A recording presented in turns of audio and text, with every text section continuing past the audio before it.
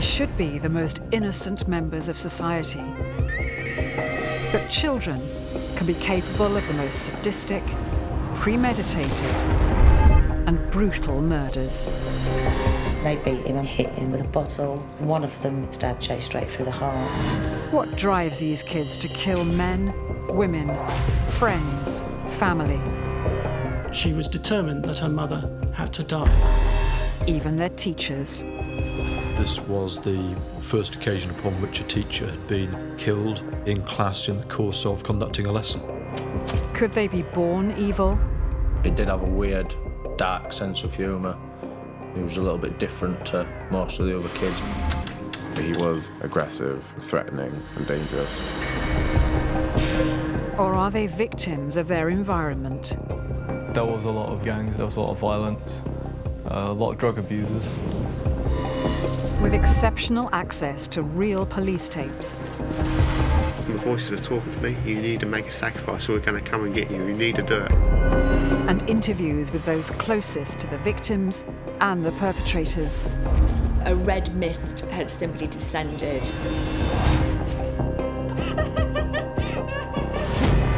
We reveal what made them such savage killers.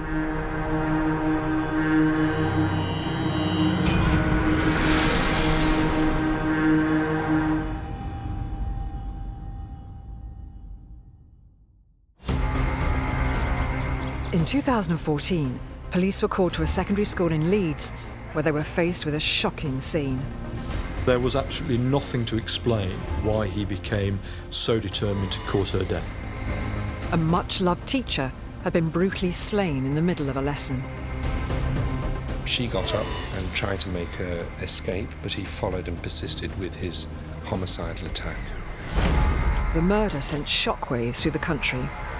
Even in a world in which we've become accustomed, sadly, to knife crime, Anne Maguire's death was particularly shocking. More shocking still, the killer was one of the teacher's own students, 15-year-old William Cornick. A fact which was to make this case and his murder trial the first of its kind in the UK. There was absolutely nothing about him that would say to you there is someone who is dangerous, let alone someone who is liable to carry out a murder. A seemingly model pupil, Cornick had no history of trouble at home or at school. But what was it that made this 15-year-old suddenly and so violently decide to murder his teacher? You would think you were dealing with a very likeable young man, yet beneath the surface there was a rage that was hidden.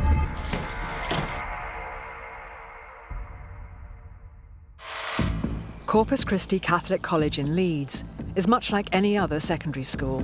Corpus Christi is a good Catholic school. All my family went there. It's got a good reputation. Had an Ofsted report which showed that it was good in terms of its safety record and had a very positive ethos with pupil learning and generally very good behaviour throughout the school. But on the 28th of April 2014, the school was thrown into turmoil. A teacher lay dying after being savagely attacked in class. It was the only time in British history that a teacher had been stabbed in her own classroom. The victim of this savage and surprise attack was much-loved Spanish teacher Anne Maguire. Miss Maguire was a kind teacher. I loved her in my eyes. What makes this as tragic a story as you can imagine is that Anne Maguire wasn't just a teacher, she was a stalwart of a whole school community.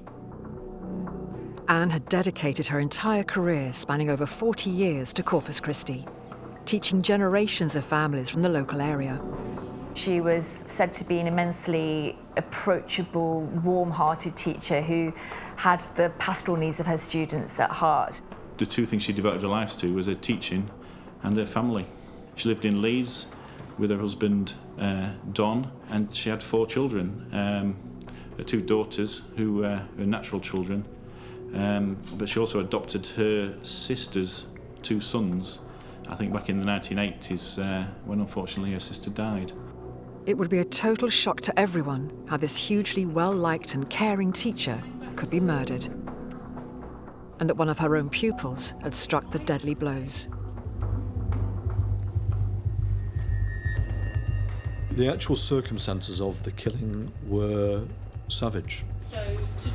With GCSE exams imminent, Mrs. Maguire had been leading a regular Spanish revision lesson for a class of 15 and 16-year-olds, with the pupils split across 2 classrooms. One of these pupils was 15-year-old Will Cornick. During the Spanish lesson, he got up from his seat where he'd been working, took out his knife. Cornick then concealed the 21-centimetre blade in the sleeve of his shirt. Going out of one classroom, entering the classroom in which she was teaching. Mrs. Maguire, who was focused on what she was teaching, was caught completely off guard and was totally defenceless. She was bent over a desk helping another student. He approached her from behind and then stabbed her to the back and to the neck on 7 occasions. The savagery of this attack and the calmness on the build-up to stabbing Anne Maguire shows his hatred for his teacher. He was totally calm and he wanted to enact the most severe pain he could on Anne Maguire. This shows that this was a personal attack. He wanted to cause pain and nothing was going to stop him. The worst injuries were in her neck, so the injuries were absolutely horrendous. She got up, realised she'd been stabbed and tried to make her escape, but he followed and persisted with his homicidal attack. Somehow, Anne managed to escape to the safety of another room. Mrs. Maguire was dying and she knew that she was in a really bad way. Cornick, meanwhile, discarded the knife and calmly returned to his desk, where he was apprehended by other teaching staff. Will Cornick, as we know, went and sat back in his chair. One of the teachers eventually took him down into the reception area to wait for the police. News of what happened quickly spread around the school, including the lesson Zach Capitano was in. From my English class, I could see the front yard of the school, and an ambulance response car turned up, and then a police car turned up, and then the big police van with the armour turned up. And I asked the teacher what was happening. The teacher said, "Oh, I don't know, nothing." And then one of our other teachers came through and said that our lesson will be extended because there'd been an incident with a teacher. I said to my teacher, I said, "I bet it's Will Cornick." She looked at me in shock, as if to wonder how I knew. While police detained Cornick, paramedics tried desperately to save Anne Maguire's life. Anne Maguire was given emergency treatment, taken to hospital, but unfortunately I don't think there was very much they could do. The injuries were absolutely terrible. I think the first paramedic on the scene said that they were some of the worst stab injuries they had ever seen. But what was it that made this 15-year-old suddenly and so violently decide to murder? And could it have been prevented? 15-year-old Will Cornick had become the first pupil in the UK to murder a teacher while in school, when he viciously attacked his Spanish teacher, Anne Maguire, with a knife, stabbing her 7 times in the neck and back. This was the first occasion upon which a teacher had been attacked and killed in school and indeed in class in the course of conducting a lesson. Following the murder, attention immediately turned to why the teenager had carried out the heinous crime. William Cornick was born on the 26th of June, 1998. According to his parents, he was a loving and caring son who had a good relationship with his older brother and his younger stepbrother. His parents had separated when he was 6 years old, but the split had been amicable. Will had been brought up in the Leeds area by a family that were a very close family, very loving family and a very supportive family. There had been a divorce, the parents lived separately, but they were both very responsible people. There's nothing in the divorce of Cornick's parents that raises alarm bells for me. Many children go through divorce of their parents, and it only causes problems when there's hostility and aggression and associated problems. We don't see that in this case. Cornick had never been in trouble with the police. At school, he was described as a good student, with an excellent attendance record. He was a young person who was bright, intellectually able, and in fact had undertaken GCSEs a year earlier than otherwise he would have done. In his school report the year before the murder, Anne Maguire had even described him as a bright and conscientious student. Zach Capitano was a classmate of Cornick's. I think we first met when we was maybe about 13, 14 years old properly. He was in my form class for 2 years. On a morning he used to play cards with Will. We played different games like blackjack and Scabby Queen, things like that. Before we went to class, when we were sat in form. I was in the same English and maths as Will. He seemed normal. He wasn't my type of person. We had different tastes for things, but he just seemed like another normal kid in my class. He was possibly a bit shy, possibly a bit reserved, possibly a little awkward or strange in some ways. But in many ways, not very different from hundreds of thousands of similar teenagers out there. Normally, as a psychologist, when looking at children who murder or commit serious violence, I would expect to see telltale signs. Things such as an unstable environment. There was absolutely nothing about him that would say to you there is someone who is dangerous, let alone someone who is liable to carry out a murder. So why did Will Cornick commit murder?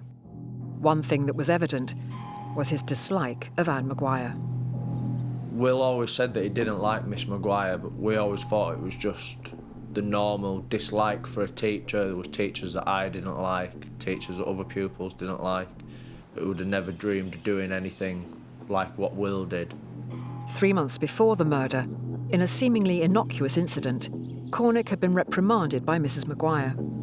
There had been a difficult interaction between Will and Anne Maguire in the February, and this seemed to have arisen because he didn't do any homework and then was placed on detention, which meant that he couldn't go on a bowling trip. That was almost like public humiliation for him.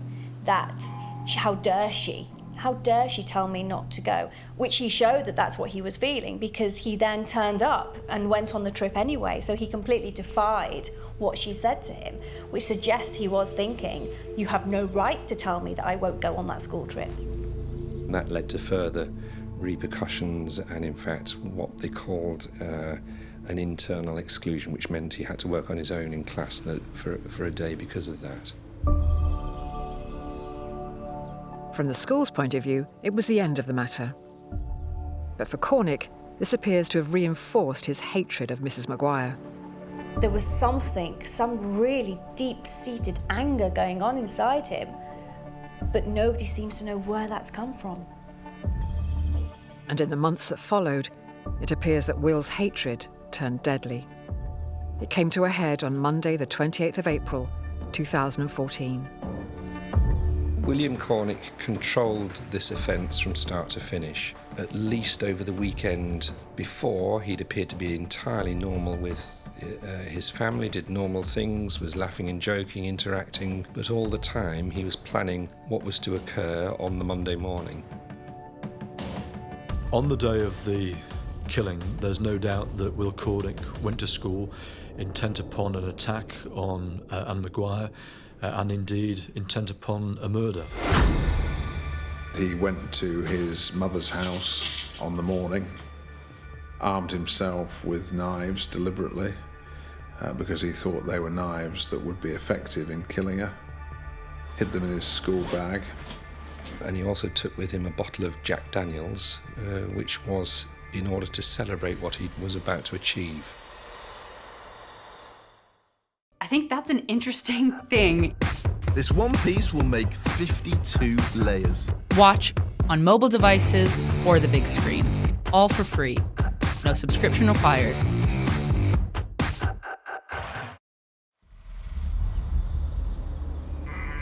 Despite the fact he was planning to commit murder that day, Cornick didn't seem to be nervous. In fact, he appeared very relaxed. The morning that it happened, I asked Will if he wanted to play cards, and he said no. And I said, oh, should we play cards tomorrow then? And Will said, oh, I won't be here tomorrow. And I just thought he was going to pull a sickie from school or just not come in and skive. So we parted ways after form class, went on to the rest of his lessons, and then I was in English and he was upstairs in Spanish.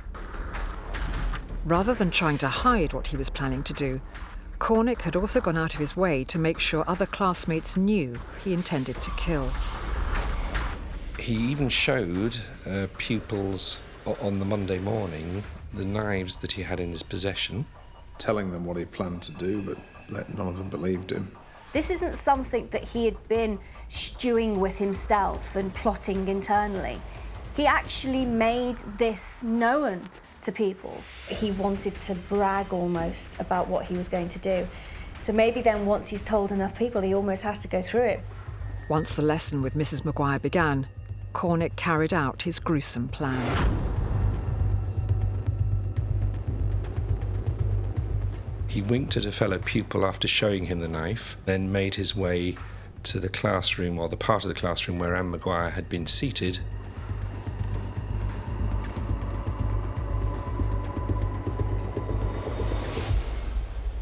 And then he began to stab her repeatedly to the back and the neck and other parts of her body. Hearing a commotion, other staff went to help Mrs. Maguire. She ran from the classroom and into the arms of another teacher, Susan Francis, whose bravery and decency stood in stark contrast to the behaviour of Will Cornick. She took Anne Maguire, who obviously was bleeding very badly, into a workroom. And put a foot against the door to stop Cornick getting into this other room. She held Anne Maguire in her arms, spoke to her about her own children, Anne Maguire's children, and told her that she was loved. Strikingly, Cornick remained calm throughout the attack, showing no concern even as Anne Maguire lay dying. He then returned to where he'd been sat originally and said to the class, so that they could all hear, good times. Even when he was arrested by police, Cornick appeared unfazed and indifferent to the dreadful crime he'd just committed. And by all accounts, he waited calmly. I think he asked the first police officer to arrive what their favourite movie was. He was acting in an astonishingly relaxed way. There's an element of calmness that's chilling about this case. The build-up, the way that he was behaving that morning, he was behaving no differently. The way in which he actually went about killing Anne Maguire, and the calmness afterwards, even to the point when the police arrive, tells me that he is completely emotionally disconnected to what he's done. In the immediate aftermath, there was disbelief that something so horrific could happen. We just sat and was just all together, waiting for news or waiting to find out what happened. The headmaster contacted Anne Maguire's husband, Don. He received a telephone call from the school's headmaster informing him that there'd been an incident with a knife and Anne had been taken to hospital. He believed that this was a kind of superficial incident, obviously a worry, but there was no cause for enormous alarm, only to arrive at the hospital and find that his wife's lifeless body was being desperately trying to be revived by a team of paramedics. I don't think his brain could actually process what had happened. He simply hadn't been prepared. We didn't know the extent of what had happened because all of the pupils that was in the classroom with her was taken down to the library and kept in the library to talk to the police. We only realised how serious it was closer to the end of the day when we found out that she'd actually died at the hospital. Anne Maguire's death left the school and the local community devastated.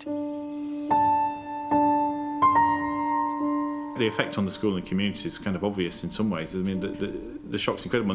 No school in Britain's really had to cope with anything like that before. I mean, there have been teachers, unfortunately, who have died, but not at the hands of a pupil in a classroom. In the days after, the school said that they were staying open and the pupils were welcome to come and grieve together. The head teacher did an amazing job of looking after us all. Everyone was writing out like prayers on pieces of paper for Miss Maguire and hanging them on the trees in the chapel and things like that. It would be really difficult for a school to move on from such a horrific incident. You'd have the trauma of the pupils, the trauma of the teachers, the sadness and the grief that they go through.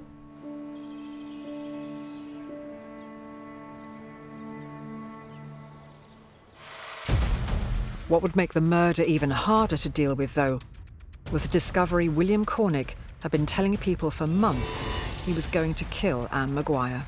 He'd exchanged Facebook messages with some of his friends in which he'd spoken of his intention to kill her. Vitriolic messages with incredible violence in them. I'm not looking forward to tomorrow. We have Maguire, and I want her to perish.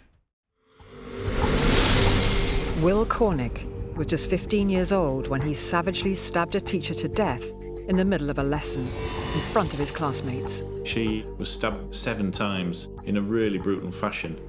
Showing no remorse, he seemed to revel in what he had done. He then returned to where he'd been sat originally and said to the class, "Good times."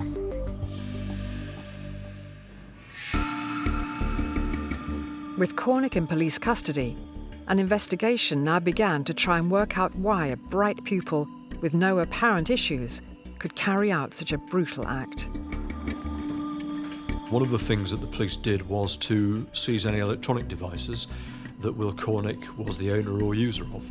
That included his mobile telephone, and when the police interrogated what was on his mobile telephone, they discovered that there were many photographs of knives. When he starts to become obsessed with knives, this is the indicator that something darker is going on in William Cornick's mind. Many children are withdrawn as teenagers. Many teenagers hate their teacher, but not many teenagers become obsessively interested in knives and violence. Investigators would also make another shocking discovery when they looked into Cornick's social media accounts.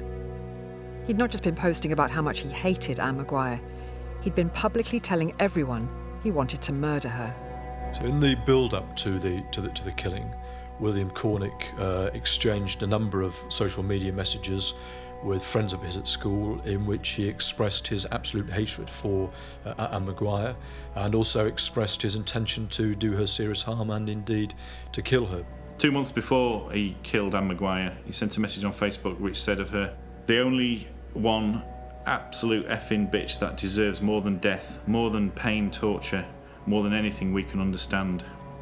In another message he said, "As long as she's alive, I'll be depressed, sad and angry, so there's only one thing to do." Perhaps one of the most chilling messages he sent was simply, "I'm not looking forward to tomorrow. We have Maguire, and I want her to perish." Many teenagers hate particular teachers, and that can become quite consuming. But what we see in this case is an absolute daily, all-consuming hatred of Anne Maguire. He talks about it in Facebook, he talks about it in text messages. It's part of his daily conversation with his peers at school. He hates Anne Maguire to the degree that he says it's either her or him. Cornick confessed he'd actually made the decision to turn his twisted fantasy into reality and commit murder 3 years earlier, when he was just 12. Shockingly, it would also be discovered that he'd talked about carrying out more than one killing. William Cornick killed Anne Maguire, but that wasn't his only intention. He'd said that he'd planned a triple homicide, and he'd said that to other pupils. He'd also said it to the psychiatrists involved in this case. He wanted to get our head of year, and one of the science teachers was pregnant. He'd said that he wanted to get the pregnant teacher to kill 2 in 1. Cornick has never revealed whether his plan to go on a killing spree was serious, and if it was, why he didn't carry it out. But what wasn't in doubt was that he had killed Anne Maguire. Prosecutors now needed to decide if they could charge him with murder. Once the police had concluded their investigation, the focus of the work, both of the defence and of the prosecution, shifted on to another issue. We needed to know what was Will Cornick's state of mind, what was it that had caused him to act as he did, and was he suffering from a mental illness, an abnormality of mind, that meant that he had a partial defence available to him. Following his arrest, Cornick was held in a secure hospital where he was assessed by a team of doctors led by eminent psychiatrist Dr. John Kent. I saw him for probably 7 or 8 hours in total over 3 or 4 interviews. He sat there very calmly. There was nothing outstanding about the way in which he said things. The outstanding thing was the content of what he said, which was brutal and quite shocking. He said the following: I wasn't in shock, I was happy. I had a sense of pride, I still do. I know it's uncivilized, but I know it's incredibly instinctual and human. Past generations of life, killing is a route of survival. It's kill or be killed. I didn't have a choice. It was kill her or suicide. Why he's become so fixated in this regard has been a puzzle to me as a psychiatrist, and I think to the world looking in on this case. What was apparent throughout Cornick's assessment was a complete disregard for the consequences to others of his actions. I also asked him how the children who'd witnessed this offence must be feeling and how the family of Anne Maguire must be feeling. And generally he made some very derogatory comments, saying things like, I couldn't give a shit. But one comment that was very notable, he said, I know the victim's family will be upset, but I don't care. In my eyes, everything I've done is fine and dandy.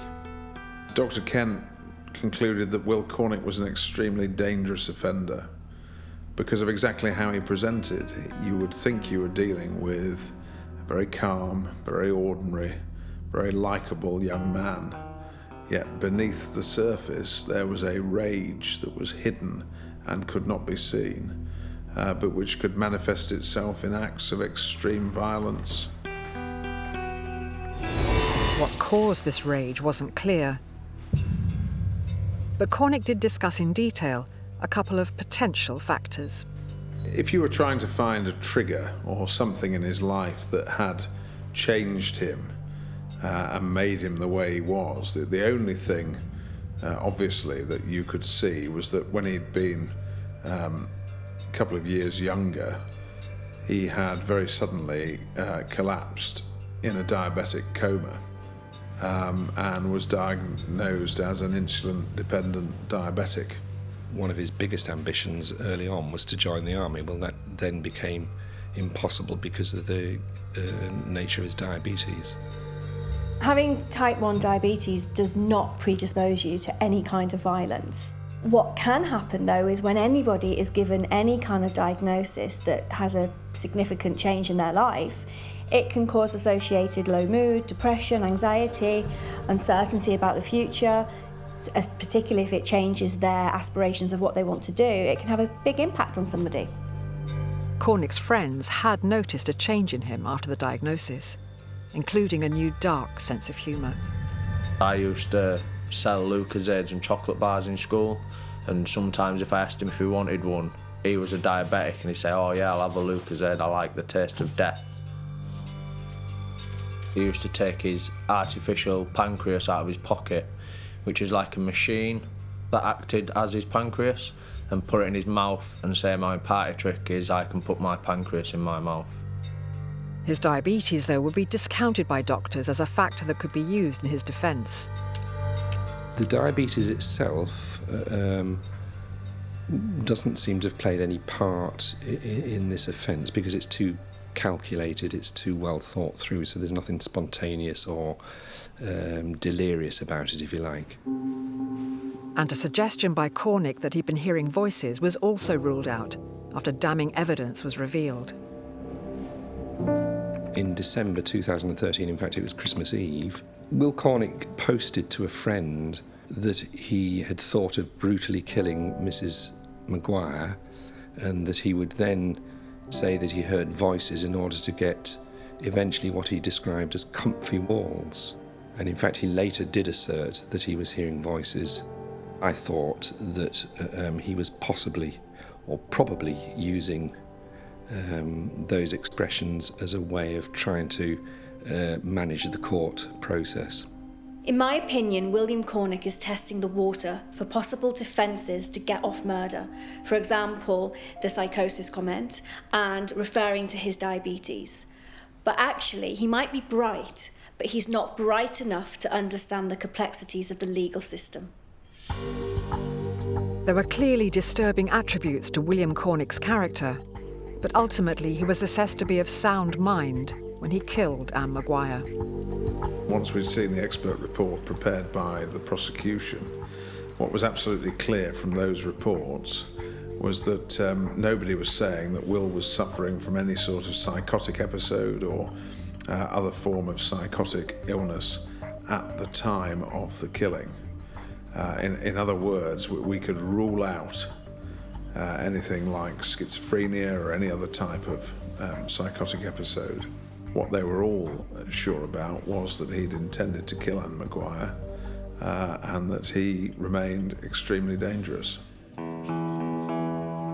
Left with no credible defence, Cornick was advised that his only option was to plead guilty to the murder of Anne Maguire. When a person enters a guilty plea, there is no trial and no evidence is called. What happens is that there is a hearing at which the prosecution outlines to the judge the factual circumstances of the killing. On the 3rd of November 2014, William Cornick was sentenced to life in prison with a minimum term of 20 years. As he was sentenced, Cornick showed little emotion. I didn't ever think that Will Cornick seemed particularly concerned about the situation he was in. His parents were incredibly concerned for him. But I never had the impression that Will Cornick himself was very frightened of the consequences, if you like. He continued to view this as being a necessary evil, by which I mean that it had been necessary for him to kill Anne Maguire, and therefore it was necessary for him to serve a long sentence in custody, if that's what it needed to get the job done.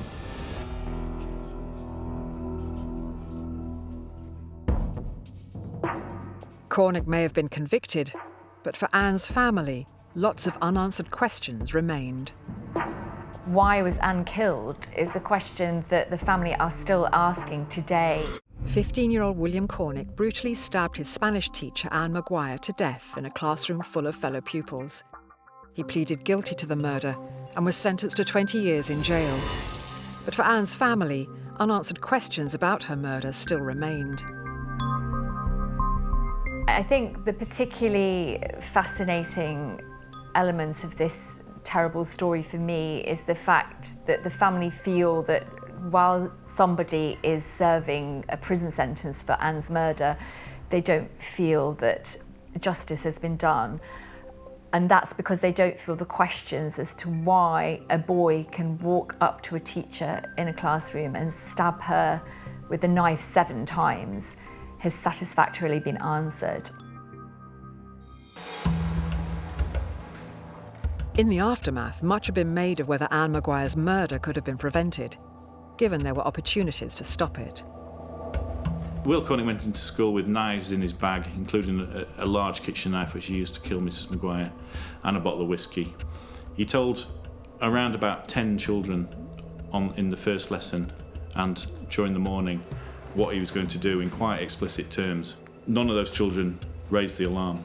But Don Maguire has always argued that somebody at some point should have asked those children why. There were 2 reasons given for this. One was that they thought this was part of his persona, that he was joking, that he was being demonstrative, showing off, because he was used to making comments about death and people should die when they upset him. But one other thing that was very notable was that he made threats to those when they were alarmed by what he'd shown them. He showed at least one of the boys the knife itself and told him how sharp it was. And I think that boy was quite scared. And he basically told some of the children that if they told members of staff, then what he did would be worse. A lot of people said to the pupils that was in the class, "Oh, why didn't you stop him?" or "Why didn't you jump up and attack him?" But I don't think in that moment anyone knew how to react. It was an absolute shock to everyone. I think it was just so out of the ordinary and no one expected it, that there was nothing that could have been done to stop it or to prevent it.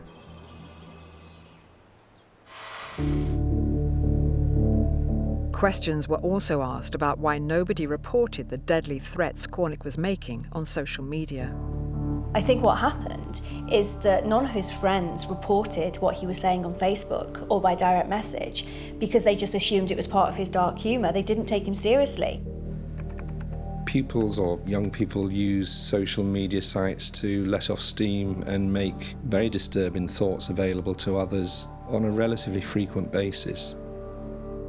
But then as the threats became more specific, where he actually said he was going to kill her, people almost assumed that somebody else would do something about it. We call that bystander apathy, where we don't alert somebody because we make an assumption that somebody else will alert somebody. For those involved in the case, it's clear there was no way of preventing this awful tragedy. All I can say is that on the basis of the evidence that I saw, which was substantial, there was nothing to indicate that any person, without the benefit of hindsight, at any point prior to the murder, would have been able to predict quite what an extraordinarily awful thing William Cornick was going to do.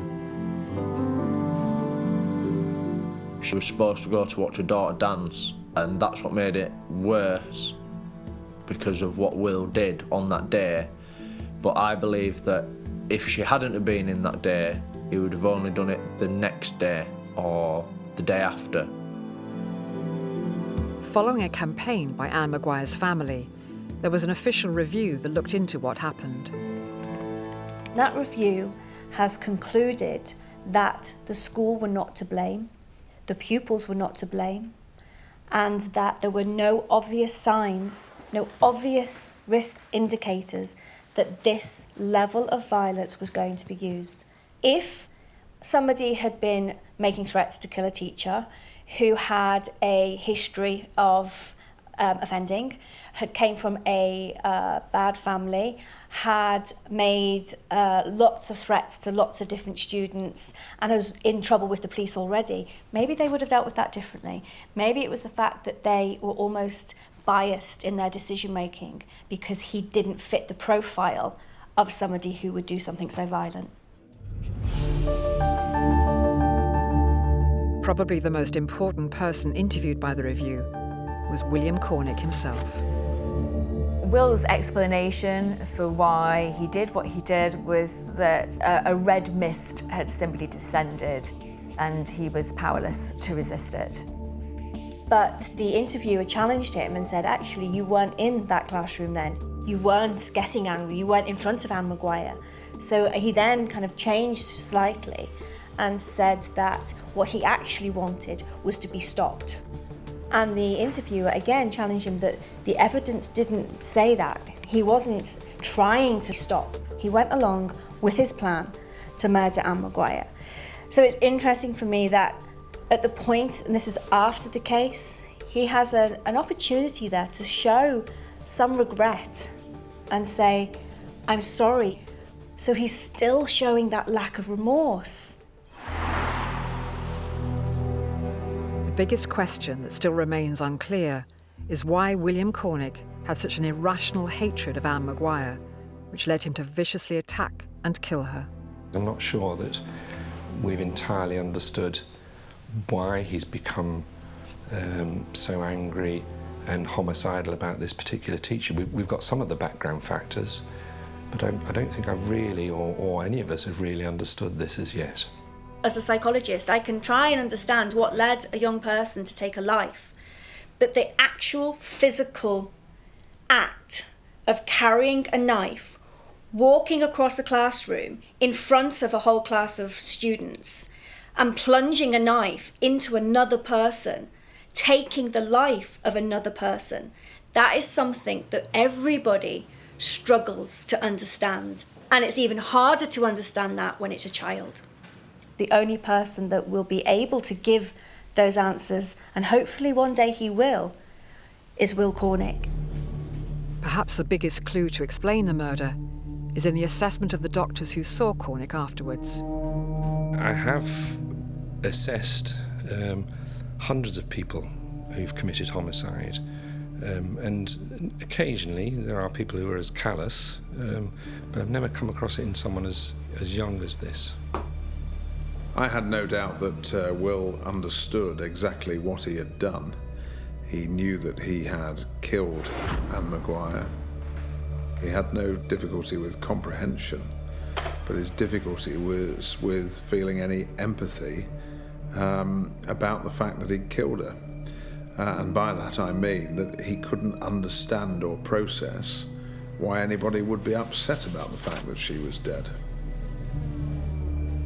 That measure of control and knowledge of the impact on others, I think, says something about his personality. It says something about the excitement that he was going to get from the offence, but also something about his callousness and lack of empathy.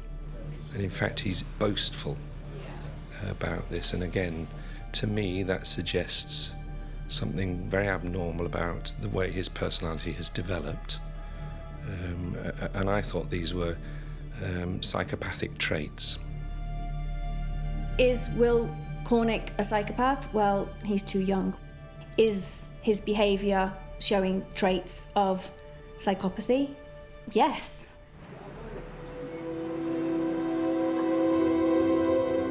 Psychopaths can't be diagnosed until they're over 18. But given the psychopathic traits he's already shown, it's likely William Cornick will spend significantly longer in jail than the minimum 20 years he was sentenced to. The question of whether Will Cornick will ever be rehabilitated so that he can be released remains to be seen, but there are some challenges for him ahead.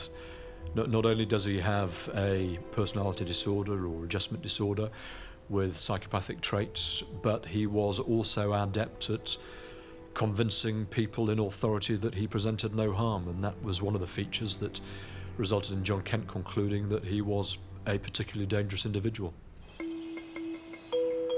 Despite William Cornick's horrific crime, in the aftermath there was one enduring feature: the resilience and spirit shown by pupils of Corpus Christi College. I don't think Will could have done anything worse. He did it right. He did it 2 months before his exams. It was just a mess after that. The whole top floor was closed off from lessons. We had to have lessons in the cafeteria and the main school hall, and then we all had to go and sit as exams. But we did get the best results to date. Everyone said either we did it for Miss Maguire or Miss Maguire was watching over us. We all knew what a hard task we had, and I think that's why everyone put the extra effort in, because we had missed out on a lot of lessons and things like that. So I think everyone put extra effort in with the revision, and that's why we did so well. They should be the most innocent members of society. But children can be capable of the most sadistic, premeditated, and brutal murders. They beat him and hit him with a bottle. One of them stabbed Jay straight through the heart. What drives these kids to kill men, women, friends, family? She was determined that her mother had to die. Even their teachers. This was the first occasion upon which a teacher had been killed in class in the course of conducting a lesson. Could they be born evil? He did have a weird, dark sense of humour. He was a little bit different to most of the other kids. He was aggressive, threatening, and dangerous. Or are they victims of their environment? There was a lot of gangs, there was a lot of violence, a lot of drug abusers. With exceptional access to real police tapes. The voices are talking to me. You need to make a sacrifice or we're going to come and get you. You need to do it. And interviews with those closest to the victims and the perpetrators. A red mist had simply descended.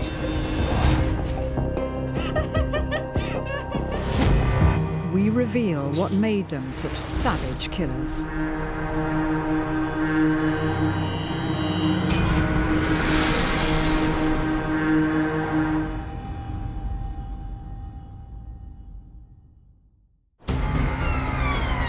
In this case, we examine two violent murders within the murky street drinking community of Ipswich.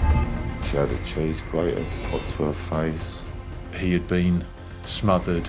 They'd put salt in her wounds to make the pain even more excruciating. There was a trainer print found on his forehead. And the shocking revelation that one of the individuals responsible was 15-year-old Lorraine Thorpe, the daughter of the second victim. And she went round and helped kill her father. That just goes to say what sort of girl she was.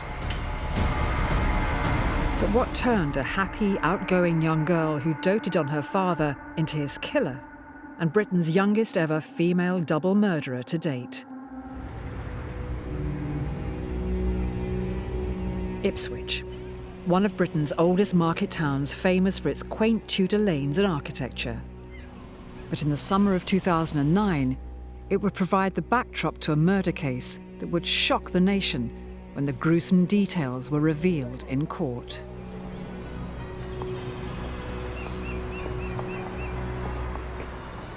I was appointed as the senior investigating officer into the suspected murder investigation. Local police were called to Rosalyn Hunt's home address in Ipswich on a Sunday morning after a neighbour had not seen her for a little while and had become concerned. Rosalyn, also known as Rosie, was a 41-year-old woman living alone in Ipswich. Rosalyn was my youngest sister. What I remember about Rosie growing up as a little girl, she was always playful and that, cheerful little kid. Used to sort of like bunk with school a lot. Her and my other sister would always sort of like find a derelict house and sort of like pretend that was theirs. Put furniture in it, where they got the furniture from just beyond me, but put curtains up and just pretend that was their little house. But by 2009, Rosalyn was suffering from acute alcohol addiction. Having separated from her husband, she was living in a council flat and had fallen into the Ipswich street drinking community. Late on the morning of Sunday the 9th of August, police made a forced entry into Rosalyn's address on Victoria Street. It was quite close to the office, within walking distance, so I went straight there as a young reporter. There were forensic officers there. The area was taped off. All of the windows of this property were open, which was a fair indication that a body had been discovered and it may have been there for some time. She was lying clothed on the mattress in the bedroom of the property, partly covered by a duvet. Whenever we attend a crime scene, we go from door to door in the local area and we try to speak to neighbours and ideally hit upon people who knew the victim. Neighbours were complimentary. She seemed to be a very well-liked person. Her body showed numerous injuries around the chest and abdominal area. There were 9 separate ribs that were found to have been broken, and the indications were that she was alive at the time that those injuries occurred. For me, looking at this case, the level of brutality is really interesting, it's really significant. The level of injuries, the torturous type activity that is evident, suggests whoever did this is expressing a huge amount of anger and is almost out of control.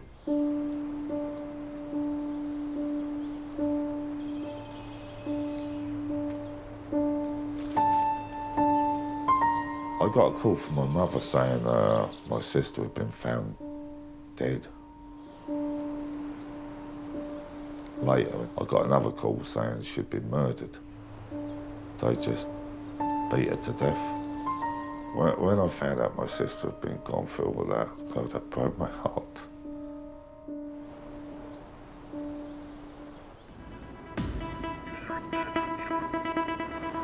The discovery, less than 24 hours later, would elevate the subsequent trial into one of the UK's most notorious cases of double murder. A second body had been discovered. virtually the day after, and in fairly close proximity. Our suspicions, of course, when that happens, is that they're in some way linked.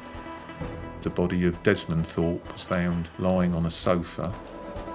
The method with which Des Thorpe was killed was smothered with a cushion.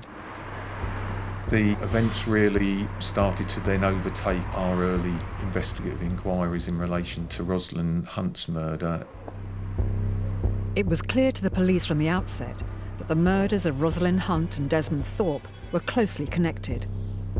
They were both members of the Ipswich street drinking community and were known to be friends. Additionally, both bodies were found within 2 miles of one another in northwest Ipswich. The level of violence in this case and the ferocity involved would have suggested to the police early on that the victim would have known their perpetrator.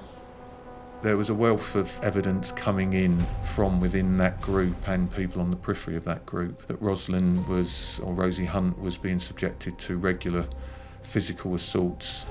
From the early stages of the investigation, the same names kept coming up.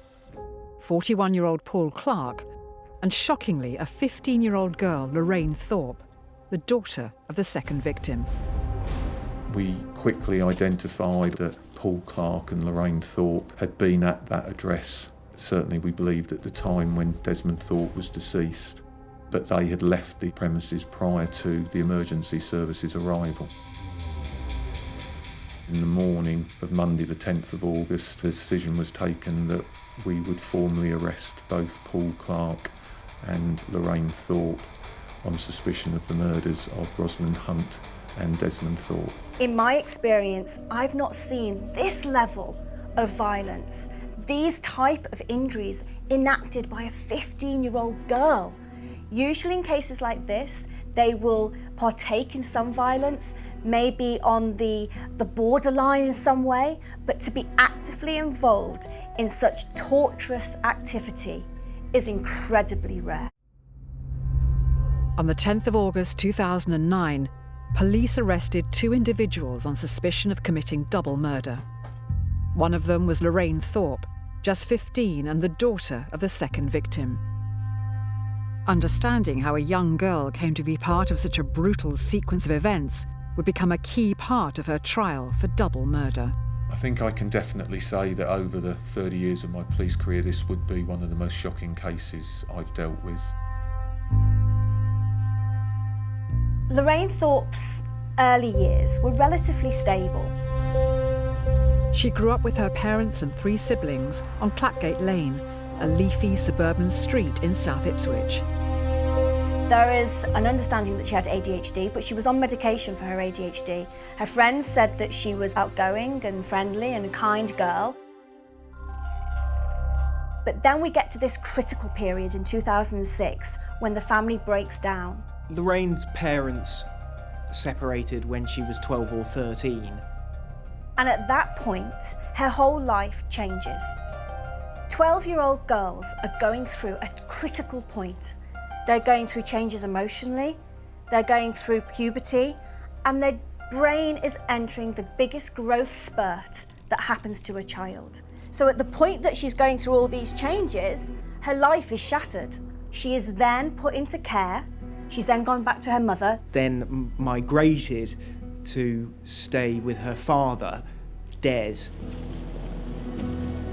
After the breakup, Lorraine's father descended into a turbulent and unstable existence of semi-homelessness and alcoholism. Yeah, I knew Des, yeah. Typical street drinker. Des was a typical street drinker, yeah. Nice fella. Got a bit loud and rowdy, only had a few bevies, but was harmless, basically. Harmless.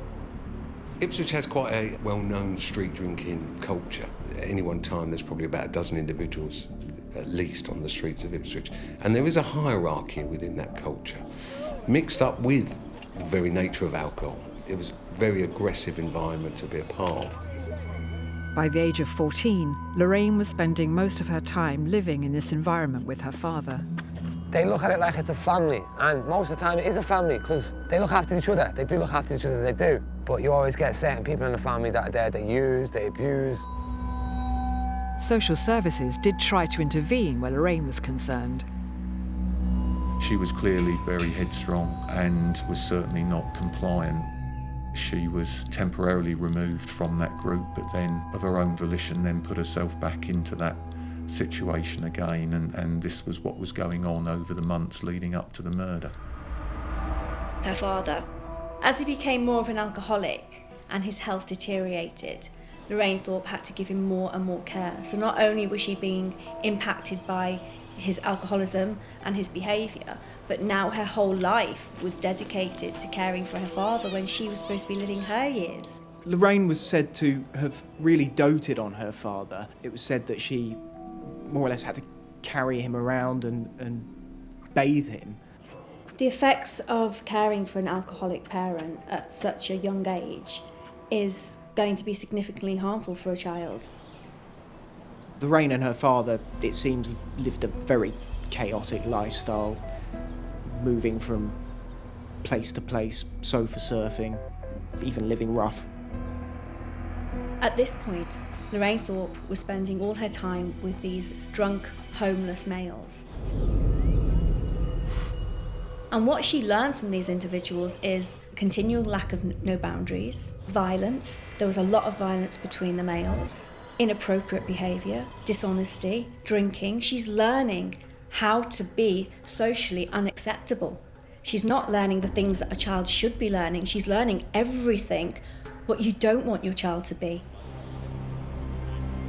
Another member of the drinking group was the first murder victim, Rosalyn Hunt.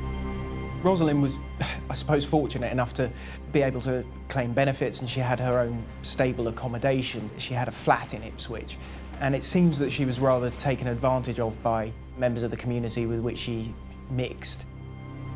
Rosalyn and her ex-husband had remained on good terms. He'd last seen her about a month before her death, when he found 10 or more of the Ipswich street drinkers in her lounge. Concerned, he asked if she needed help getting them to leave, but she insisted it was all right. That property was just regularly used as somewhere to stay, either with or without her agreement. Ex-serviceman Paul Clarke was the ringleader of this group and well known to Rosalyn. He was in his 40s and came from a disadvantaged and troubled background. He used to drink a lot. I mean, I like a bevy, but he could have a bevy lot. Paul Clarke was a particularly nasty person. He had a history of violence and low-level crime. He liked to brag about his time in the army, but now ruled over Ipswich's street drinking community with fear and intimidation. Paul Clarke was very much a bully, very much a manipulative individual, and very much an individual that people were wary of. We can see similarities in this group to like gang culture, where you have vulnerable people that collect together as a unit. And what you see then that happens is they have a dominant person that often takes leadership of that group and will use things like isolation, manipulation, aggressiveness, violence to control that group. When Lorraine and her father met Paul Clarke, he quickly became a role model for her. He became almost the father figure that Des sadly might not have been able to provide for her. But then she starts following his behaviour. She's drinking alcohol now.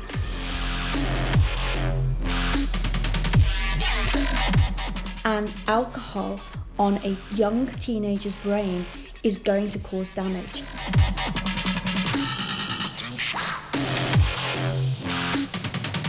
She should have been at school when she should have been at school, but she wasn't. She was on the street drinking, doing drugs, hanging around with that divvy. She soon stopped going to school altogether and had also stopped taking the medication she needed for attention deficit hyperactivity disorder, or ADHD. Unmedicated ADHD has a devastating effect. If a child has a diagnosis of ADHD and they stop taking the medication, they'll see an increase of all of the symptoms: the inattention, the hyperactive behaviour, the irritability as well. There is a link between ADHD and aggressiveness, particularly if it's non-medicated.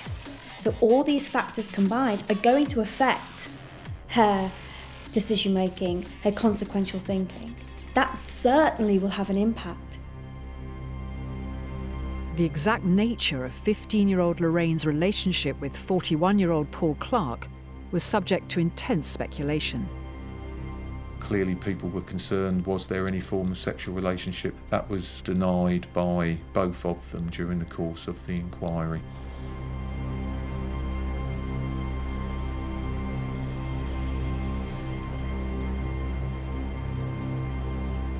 All the factors combined in this case, her background, her ADHD, which is now unmedicated, her caring for her father, the alcohol, the fact that they haven't got a home to live in, makes her a very vulnerable person. And at that point, she's obsessed with Paul Clarke, and he's able to take complete control of her. She was lost, a lost sheep, and she was following what she thought was a shepherd that was a wolf, really. In the lead-up to the murders, 15-year-old Lorraine Thorpe had been staying with Clarke at the home of Rosalyn Hunt. At some point, there was a spark which would light the touch paper for one of the most brutal and prolonged murders ever witnessed in Ipswich. The reason came up in court, my sister, Rosalyn, was attacked and tortured over the allegations of her kicking Paul Clarke's dog. She had taken Paul Clarke's dog into the town centre of Ipswich, and the dog had either bitten or attempted to bite a child. And as a result of that, the dog had been chastised by Rosie. So she'd kicked it or pulled it or yanked it back by the chain, and someone had gone running back and told Paul Clarke about this. Rosalyn, feeling scared for her safety, sought refuge with Lorraine's father, Des. She was staying round there because she was too scared to go back into her own flat. But Paul Clarke sent Lorraine Thorpe round to try and convince her to leave. Everything would be all right. So my sister stupidly believed her and went. And Lorraine Thorpe, that's exactly the traits and the qualities that she'd been taught by this nomadic alcoholic group that she'd been living with. So she was very manipulative, and she used that to be able to entice Rosalyn back to the flat. And that's when I believe all the torturing started after that time. In the summer of 2009, Ipswich was the location of one of the most infamous double homicides in British history. On the 2nd of August, the first murder victim, Rosalyn Hunt, was persuaded by 15-year-old Lorraine Thorpe to go with her. Lorraine led her to Paul Clarke's flat in Mountbatten Court, where Rosalyn's terrible ordeal began. We identified a number of witnesses that suggested she had been systematically abused and, in fact, held against her will. We learnt that Paul Clarke and Lorraine Thorpe were engaged in an attack which involved the use of a cheese grater on Rosalyn's skin, an electric fan being held up against her face which didn't have its safety guard on, and also being beaten with a dog chain. It was a repeated and sustained attack, and the pair of them began the attack, they went away, they came back. It lasted for days.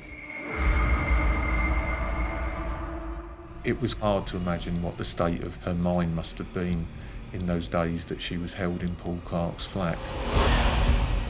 She was put in a suitcase. They burnt her hair.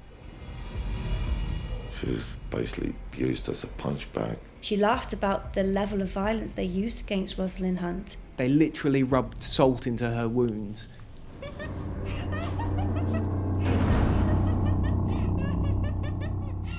When analysing Lorraine Thorpe's behaviour and her part in this, her life was falling to bits. She had no control. And then she's in a situation where she's given control over somebody else. And that would have been so addictive to her, because suddenly she feels a sense of control that she hasn't had in years. On the afternoon of the 4th of August, Lorraine Thorpe and Paul Clarke moved Rosalyn Hunt back to her home in Victoria Street, arousing some suspicion. We learnt that would have been perhaps a day or two into the attack, that a neighbour had reported concerns, having heard a commotion, screaming, swearing from that property. There certainly was a call on or around the 4th of August to the address. When police attended, there was no reply. Now, Rosalyn was in the flat, very probably lying on a mattress, badly injured. The decision to leave the scene without further investigation would prove a missed opportunity to save her. Both officers were disciplined. Should they have entered the property by force? It's difficult to say. Lorraine Thorpe told friends that she'd stamped on Rosie's head and appeared to revel in the fact. She bragged about the level of violence. She bragged about the fact that she still was alive and they went back and beat her again. There were so many opportunities for her to realise what she'd done, to try and get out of that situation, but she didn't. The duo made a final trip to the Victoria Street property, taking sleeping pills with them, with the intention of making Rosalyn's death look like suicide.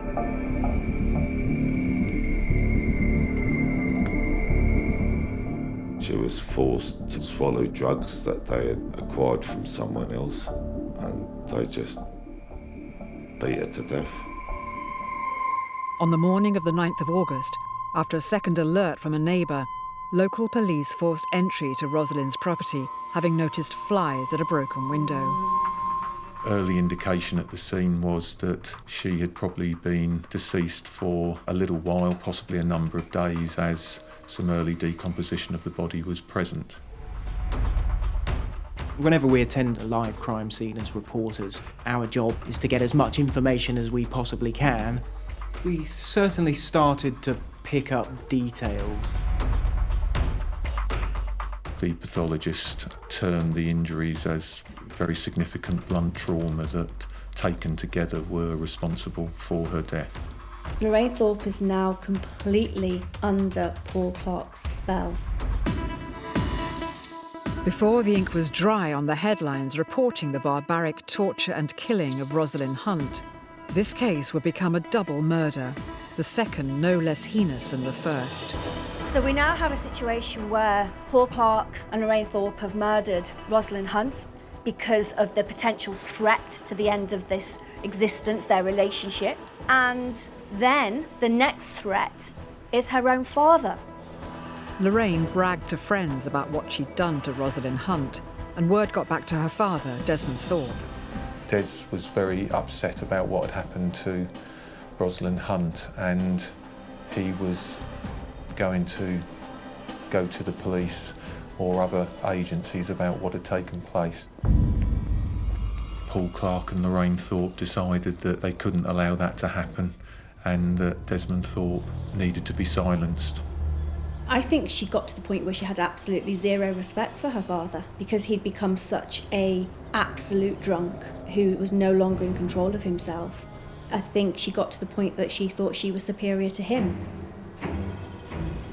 She was basically groomed by Paul Clarke. He made her feel special. He made her feel strong, and she saw him as strong, and that made her resent her father further and made her disrespect him further. I don't think she had any respect for him. On the 10th of August, Lorraine Thorpe and Paul Clarke took her father back to the flat where he was staying in Limerick Close.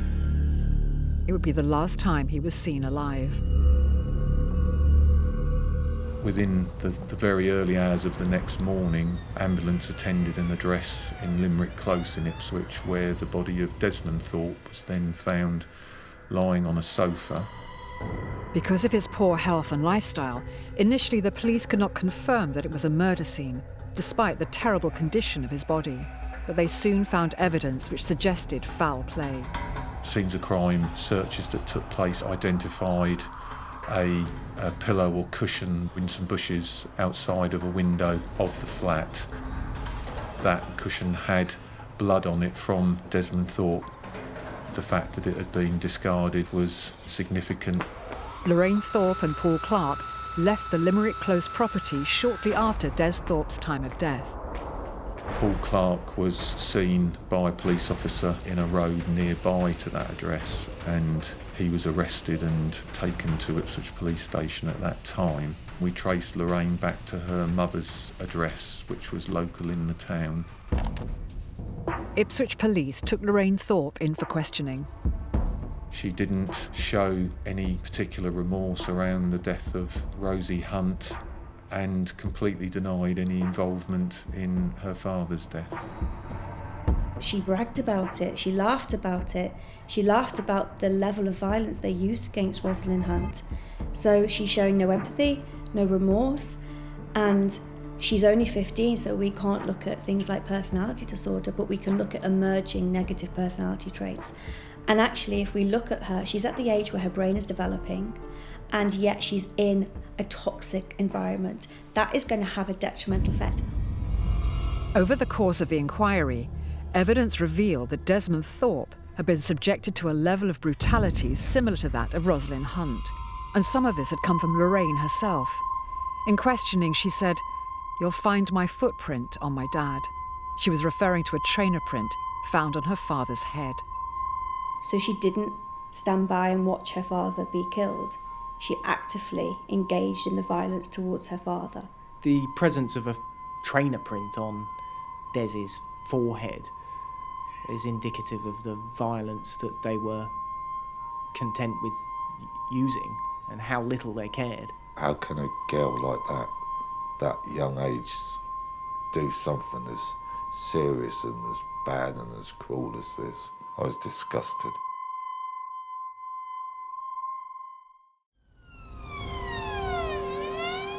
On the 10th of August 2009, Lorraine Thorpe and Paul Clarke were arrested for the brutal murders of Rosalyn Hunt and Lorraine's father, Des Thorpe. If convicted, this would make Lorraine, at just 15 years of age, Britain's youngest female double murderer.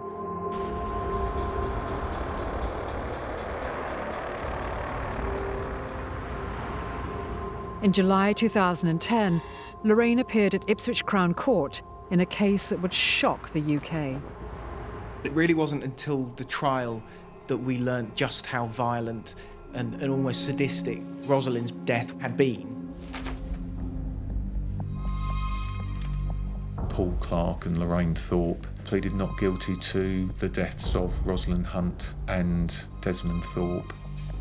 Because the defendants were regularly present at all three of the crime scenes, forensic evidence was of little or no use.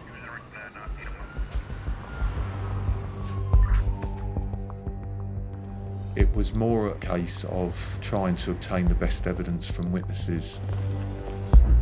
The community of those who perhaps would normally have a great distrust of the police. I'm not a grass, I've never grassed anyone up and I never fucking would. But a situation like that. We received a significant amount of information from people from within that wider group that Paul Clarke and Lorraine Thorpe was part of. As a result, over the course of a 7-week trial, the jury were asked to judge witnesses that were alcoholics, drug addicts, and people with personality disorders, making for a particularly fraught courtroom. The atmosphere was tense because of the difference between the defendants in what their alleged roles may or may not have been.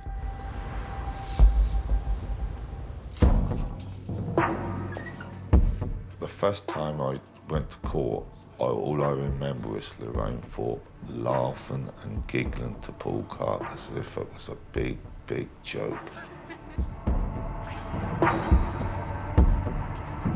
When somebody has got a diagnosis of ADHD, if they stop taking the medication, this will see an increase in symptoms of irritability, of lack of attention, of lack of being able to think clearly.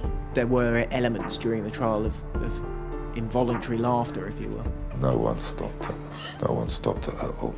I felt disgusted. I felt like I wanted to jump over and just rip her head off. Because of her diagnosis of ADHD, she was given regular breaks in terms of watching the court process. She would start looking around the court. You would hear the giggles coming from her, or smiles, or looking at people around the court. It was quite disrupting from that point of view. As the trial progressed, the details of the gruesome events that took place between the 2nd and the 10th of August 2009 were described to a horrified courtroom. The level of violence was one of shock, really, to any public gallery where persons were hearing that for the first time. Lorraine chose not to give evidence, so it was difficult to tell whether Lorraine showed any remorse. In relation to the murder of Rosalyn Hunt, the court heard that in questioning, Lorraine denied the beatings at Mountbatten Court took place, and also denied ever being present at Victoria Street. But witnesses said she was actively involved.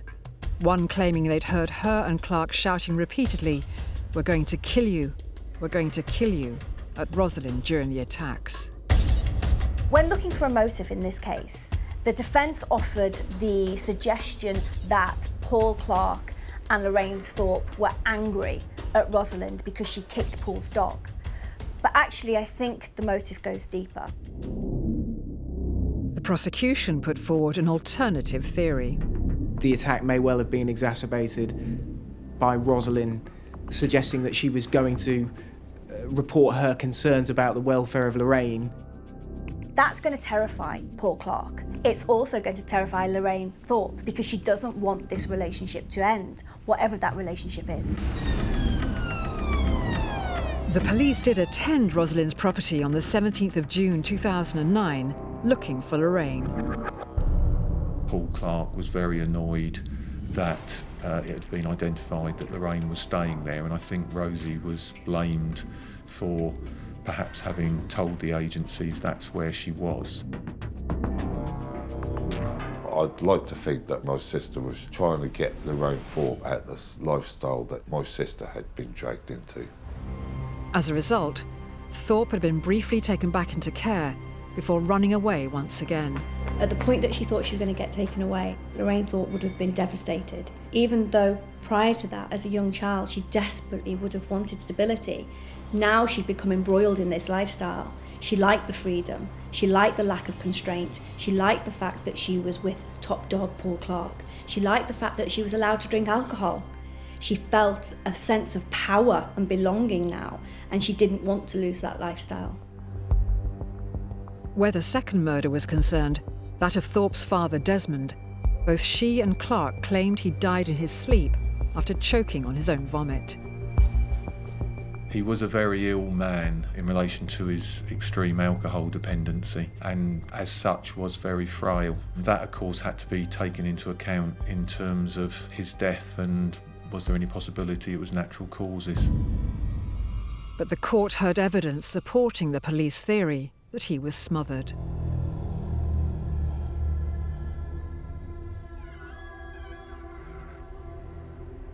As a result of the post-mortem processes that took place, it was identified that he had a number of bruisings within his inner bottom lip, which would have been consistent with his lips being pressed hard onto his teeth, so effectively teeth marks on the inside of his lip.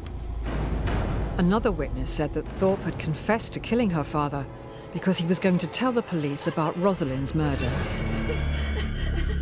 And you know the thing that pissed me off the most is Des wouldn't have fucking snitched it up. He wouldn't have. He wouldn't have grassed it up. He wouldn't have. He wouldn't have. He really wouldn't have. He wouldn't have. It's his daughter. He wouldn't have. At the end of the trial, the key question for the jury at Ipswich Crown Court was whether Thorpe, as a minor under Clarke's control, could be held responsible for her actions.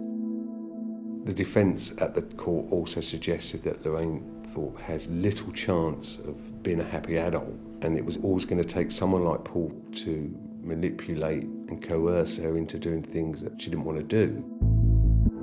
The judge was sure that Lorraine could tell the difference between right and wrong.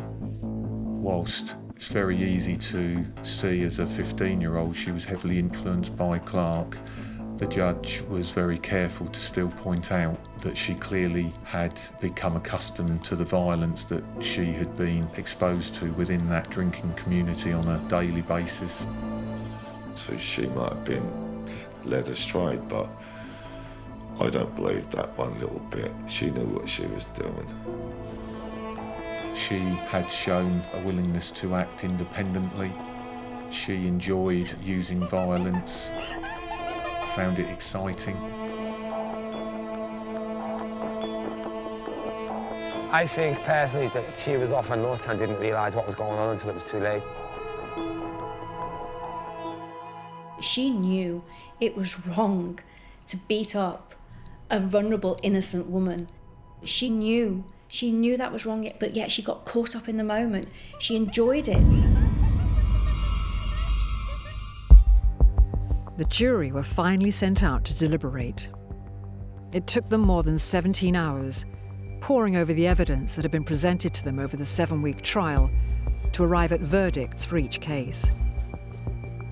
They were unanimous in their decision on Rosalyn Hunt's murder and reached a 10-2 majority on that of Desmond Thorpe. Both were found guilty. Paul Clarke was sentenced to a minimum term of 27 years imprisonment. Paul Clarke didn't really want to know and refused to leave his cell when he was sentenced. The judge took into account the fact that Lorraine may well have been under the spell, to a certain extent, of Paul Clarke, but at the same time he acknowledged that she could be cunning and manipulative. Despite her emerging from such a chaotic background, she developed that aggressive streak. Lorraine Thorpe, taking account of her age, was sentenced to a minimum term of 14 years imprisonment. Which I thought was unfair. I thought she should have got the same as Paul Clarke. The unnerving revelation that a 15-year-old girl could be found guilty of 2 such brutal murders, one of which was her own father, was a challenge for the people of Ipswich to come to terms with, and begged the question, could this have been avoided? I think this case really highlights the nurture aspect of behaviour. The judge in this case said that Lorraine Thorpe was brought up without any concept of what's right and wrong, and that's probably quite accurate if her parents were focused on drinking alcohol and not taking care of her. And those formative years, the first 5 to 7 years of a child's life, that's the blueprint of a young child's way to act. Society needs to have a look at itself in this case and others, where teenagers kill. How as a modern society have we allowed that to occur? Parental responsibility, I'm afraid, for me, is one of the biggest contributing factors to why so many young people do end up in all sorts of horrific circumstances. She goes to live with her mum and then ends up in a children's home, then is with her father, then is sofa surfing, then is spending time with adult males drinking. That is such an inappropriate environment for a young girl. And at that point, in walks Paul Clarke, who is talking the talk, protecting her, and has a place for her to live. I think anyone showing Lorraine some attention she was gonna be drawn towards that. And unfortunately, as we know, it wasn't a happy relationship by any stretch of the imagination. That child, prior to getting involved in violence, was let down by the parents that should have protected her and by society that should have seen there was a vulnerable child being abused and being neglected. It would possibly have been different if someone had picked her up at that time and maybe removed her from that family home at that tender age. Someone should have stepped in. Someone should have stepped in. Someone should have. It's one of those cases that could have, absolutely, 100% have been prevented. In 2014, Paul Clarke was found unresponsive with a ligature around his neck in his cell at Whitemore Prison. You had the easy way out. You wasn't beaten, you wasn't tortured. You had the easy way out. You couldn't do the prison time, so you just chose the easy way out. If Lorraine Thorpe is released at the end of her 14-year sentence, she'll still only be in her 20s, with her whole life ahead of her. Whether that will happen, though, isn't clear. The judge stated she won't be released until she is safe to society.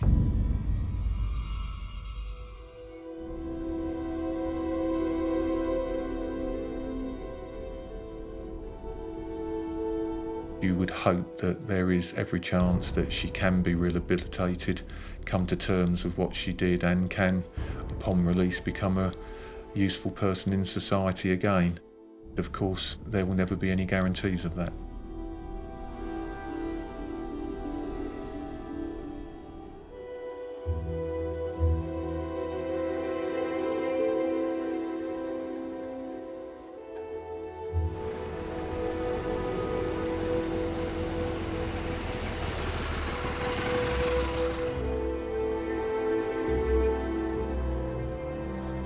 I often visit the grave and lay flowers on her grave. When I'm there, I say to the grave, to her headstone, Rosie, I can't hurt you no more. The pain's over, they can't get you no more. They should be the most innocent members of society. But children can be capable of the most sadistic, premeditated, and brutal murders. They beat him and hit him with a bottle. One of them stabbed Jay straight through the heart. What drives these kids to kill men, women, friends, family? She was determined that her mother had to die. Even their teachers. This was the first occasion upon which a teacher had been killed in class in the course of conducting a lesson. Could they be born evil? He did have a weird, dark sense of humour. He was a little bit different to most of the other kids. He was aggressive, threatening and dangerous. Or are they victims of their environment? There was a lot of gangs, there was a lot of violence, a lot of drug abusers. With exceptional access to real police tapes. The voices are talking to me. You need to make a sacrifice or we're going to come and get you. You need to do it. And interviews with those closest to the victims and the perpetrators. A red mist had simply descended.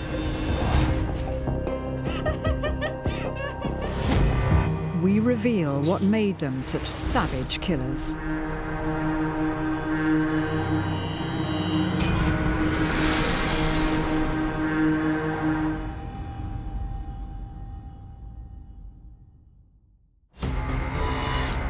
In March 2014, the body of a man was found stabbed to death in Colchester's Castle Park. The day Jim died is the day I died. 3 months later, a university student was brutally murdered in broad daylight. He came from behind and launched his knife attack on her.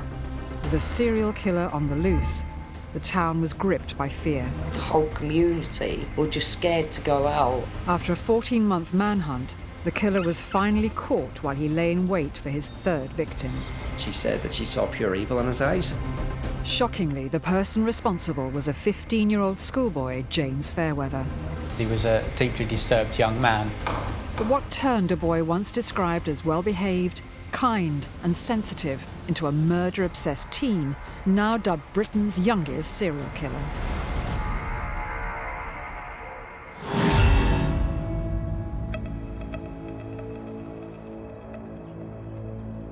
We were alerted to a major incident, and there was a real sense at this point that something bad's happened. In the early hours of the 29th of March 2014, Colchester in Essex was rocked by a shocking murder. Brutal and tragic murder. The family have been left devastated. James was murdered. He was attacked frenziedly by James Fairweather to the point there were more than 100 stab wounds. Some of these stab wounds were really vicious, including stab wounds to the eye, and that was one of the real standout details. The victim of this deadly attack was James Atfield, a 33-year-old father of 4, known as Jim by his friends and family. Smashing smile, cheeky grin, just all-round funny guy, really. Jim had suffered a brain injury in a traffic accident, affecting his mobility and reasoning. Several years on, he'd made huge progress in his recovery and was just getting his life back to normal. He always had a little joke on hand and things like that. He loved his karaoke. He used to get on his chopper bike and he used to race round with me on the back and stick his bum out so I'd fall off. So yeah, it was a good childhood.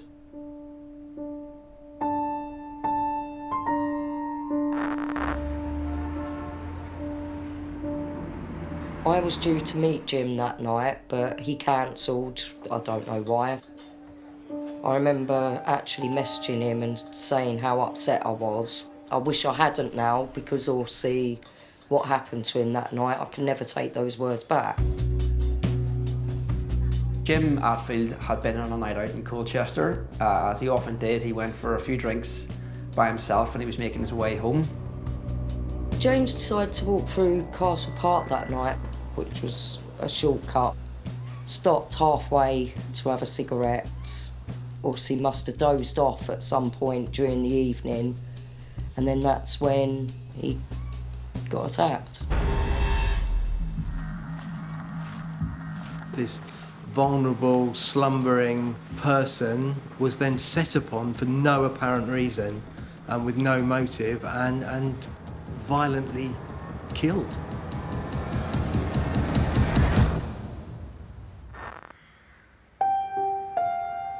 Jim was actually still alive when he was found. He must have laid there in pain and just bleeding to death. It's the sort of thing you really don't want to imagine, let alone live. What was particularly scary was that James Atfield was such a vulnerable man who had no beef with anyone.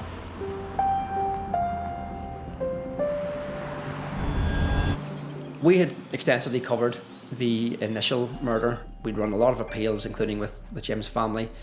And at the time, the coverage was starting to fall away a little bit.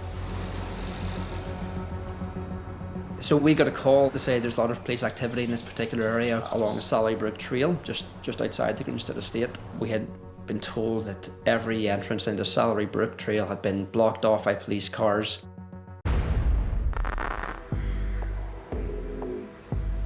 Just 3 months after Jim Atfield's death, a second frenzied knife attack struck Colchester. The victim was 31-year-old student Nahid Al-Mania from Saudi Arabia. Nahid Al-Mania was on her way to the University of Essex campus where she was studying an English course, and she was stabbed on the Sallybrook Trail.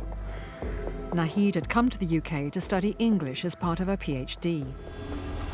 She'd moved over with her brother and had only been in the country for 6 months.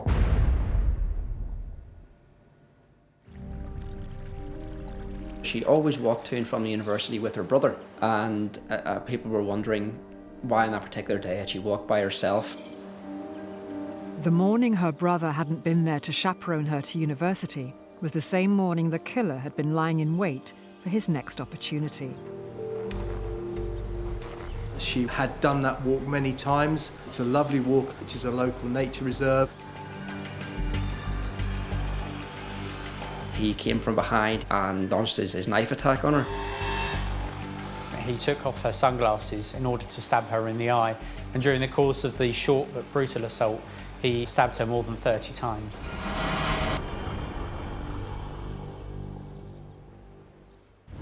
The family had been left devastated by the terrible murder of Nahid.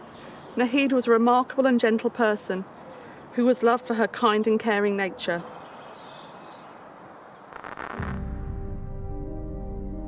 In the first murder, what we see is the use of extreme violence. There's 102 knife wounds, and many of them are what we call knife tip wounds. They're not going to kill the victim. They're purely done to cause pain. In the second murder, what we see is a reduction in the number of knife wounds, but he still keeps the knife tip wounds. So it's almost like he's honing his technique. But the most striking similarity in these two murders is the stabbing of the eye. In the first murder, we see the victim has been stabbed in the eye, but we don't know at that point was it planned. So it's really chilling that then we see the second murder where the killer actually planned to stab the victim in the eye. And we know this because he removed her sunglasses in order to stab her in the eye.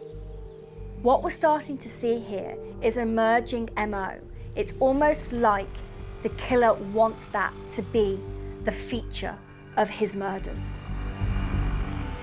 The police were careful not to release the stabbing of the eyes linking the murders. Yet with two brutal stabbings that happened just months apart, fear gripped the community. And people had begun to make their own connections. Many people were looking at the two attacks as looking very similar and ultimately related. So the talk in the town, and of course the talk through the papers, was that there could be a serial killer on the loose. The whole community were just scared to go out because nobody knew who the person was that done it. I was walking around in Colchester with my sister one evening, and I remember saying to her, we could have walked past the person that has done this.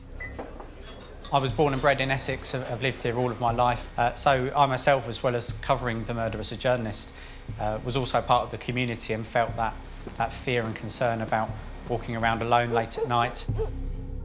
There would have already been intense fear because a man had been murdered in what is usually a quiet town.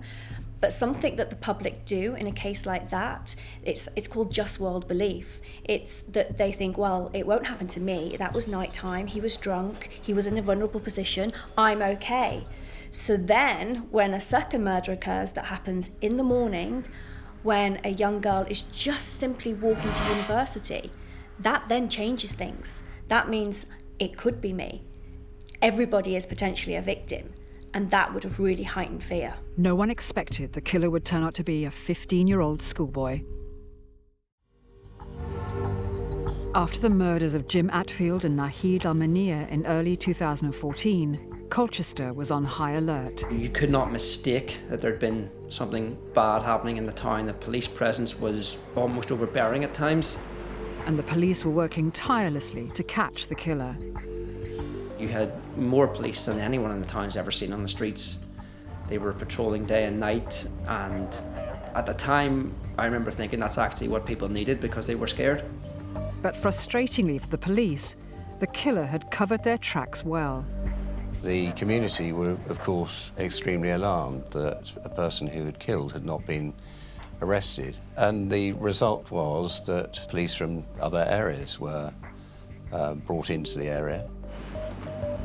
I was drafted into Colchester to work in the additional manpower requirements. The other problem for the police was that we didn't have an awful lot to go on. We had no sightings, no witnesses, no phone call had come in to say, oh, you know, there's a fight going on, there's a row, or there's someone acting strangely. We've taken over 1,300 statements, spoken to over 950 witnesses. There are now 4,500 exhibits in the system, and we continue to work our way through over 150,000 hours of CCTV. All the police could do was keep appealing to the public in the hope that someone would come forward with information.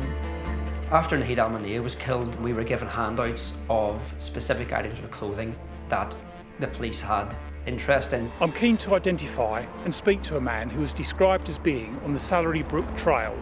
What's distinctive about this man is the jacket he's described as wearing. At the time, it was described to us as an Italian designer jacket, so we ran that extensively. The police had to commit quite a lot of resources in a bid to catch the killer. The total policing operation cost in the order of £2.6 million. Yet despite the extensive police effort, a year on from the murders, police were no closer to catching the killer. Essex Police Control Room. Hi, I wonder if you can help me. I'm actually on the Salary Brook, the Longridge end of the trail, where that murder was last year. But then in May 2015, the police got lucky. And there's a very suspicious guy down there who's just standing there. He's got a jacket that looks very similar to what was all over the paper and everything. A call came in from a local dog walker who'd spotted someone acting suspiciously. He was hiding under a bridge, wearing gloves, One of the things that really stood out for her was the Italian jacket. She said she'd seen that all over the media, and it really stuck in her mind. The suspicious individual was James Fairweather. A police officer who was unarmed came to investigate, and the dog walker stayed at the scene to direct the officer to the right place and also warn others walking along the path not to approach that area where she had spotted James. She said that she saw pure evil in his eyes. I think for her, she found it a very troubling experience to realise how close she had been to a double murderer who potentially was looking to kill again. She could have been his next victim. So the police attended and arrested him, initially on suspicion of possession of a bladed article. In an unbelievable stroke of luck, the police had finally found the killer, only to be stunned that he was a 15-year-old schoolboy. I made the assumption it was done by a male adult because of the nature and ferocity and violence of the attacks. Statistically speaking, this type of crime would be carried out by an adult. So when we find out that it's actually been carried out by a 15-year-old schoolboy, that makes this shocking. He was taken to the police station and interviewed, initially about having the knife, but he spontaneously confessed to the 2 murders.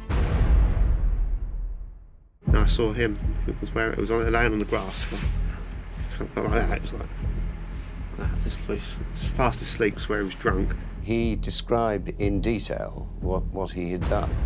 Went up to him, stood over like that, and that.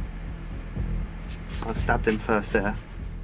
He admitted to both killings. I'd done it a few times. While I was doing that, my voices were laughing and laughing and laughing louder and louder. And said at that stage that voices had told him to kill. So my voices were talking to me. You need to make a sacrifice, or we're going to come and get you. You need to do it. Who was James Fairweather? Why did this boy, described at primary school as a quiet and well-behaved child, sensitive to the needs of others, go on to commit such violent crimes in his teens? James, as a young teenager, was a good boy. He attended school, he had good attendance. We have school newsletters praising him for that. He had an interest in darts and other hobbies and interests, and nothing about him particularly stood out, certainly to his peers and those that knew him. James Fairweather frequented a darts club in Colchester with his dad, his fellow players. They all spoke highly of him. I remember one man saying clearly that he was like a dormouse. He hardly made a sound, and he was a perfectly reasonable, nice boy. It looked like a son who respected his father. And what I see here by looking at this person's early childhood is there's no telltale signs, there's no evidence of trauma or neglect. He's part of a loving family. He's got a close relationship with his parents, a close relationship with his grandmother. He's described as a kind, quiet, and sensitive to the needs of others boy. However, when I start to go through his timeline, we start to see those early teens, and there's now some indicators of a more troubling boy. He was bullied quite intensively at school due to his ears. He had nicknames of Dumbo and FA Cup. It's absolutely certain that the bullying had an impact on him.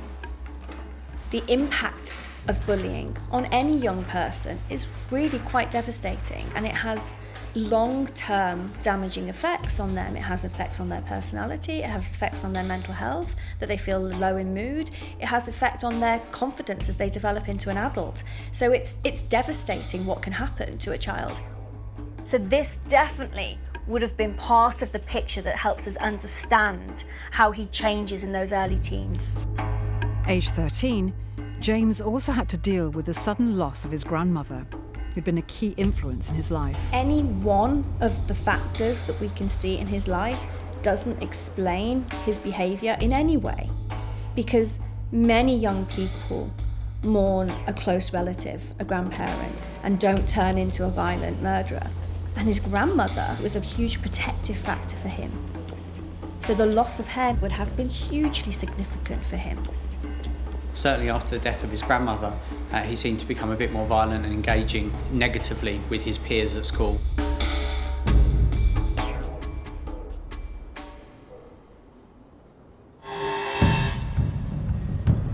The big turning point came when James had his first violent confrontation with a knife. He was on a local estate and he was targeted and threatened by a group of youths with a knife. And all those feelings of resentment would have potentially built up again. So now we've got this young man who's been bullied, feels vulnerable, feels different to everybody else, has been isolated, and he's probably feeling angry. And then we see him then using a knife. That for me is quite a big trigger. I spent a lot of time with James Fairweather's former classmates. One of the things that came up was his descent, I suppose, into being, for want of a better phrase, a bad boy in school. He had told teachers that when he grew up, he wanted to be a murderer. He had told everyone in the school that he was going to bring a knife into school and carry out a massacre. He was fantasizing about killing in his school. He wanted to kill his head teacher. He wanted people to know that he was capable of killing. A year after James was mugged at knife point, his burgeoning obsession with violence began to escalate further. James Fairweather had actually committed a knife point robbery at the parade of shops close to his home. Stealing cigars and a number of other small, low-value items. This was the start of the change of his personality. He then has a knife in his hand that he gains control in that robbery of the local shop. And I think that was the first time that James Fairweather had a sense of feeling empowered, but it made him feel good. And I think that is the point that he realised the sense of power that violence would give him. It's only 3 months after robbing the shop with a knife that he commits his first murder. So we see an escalation in violence.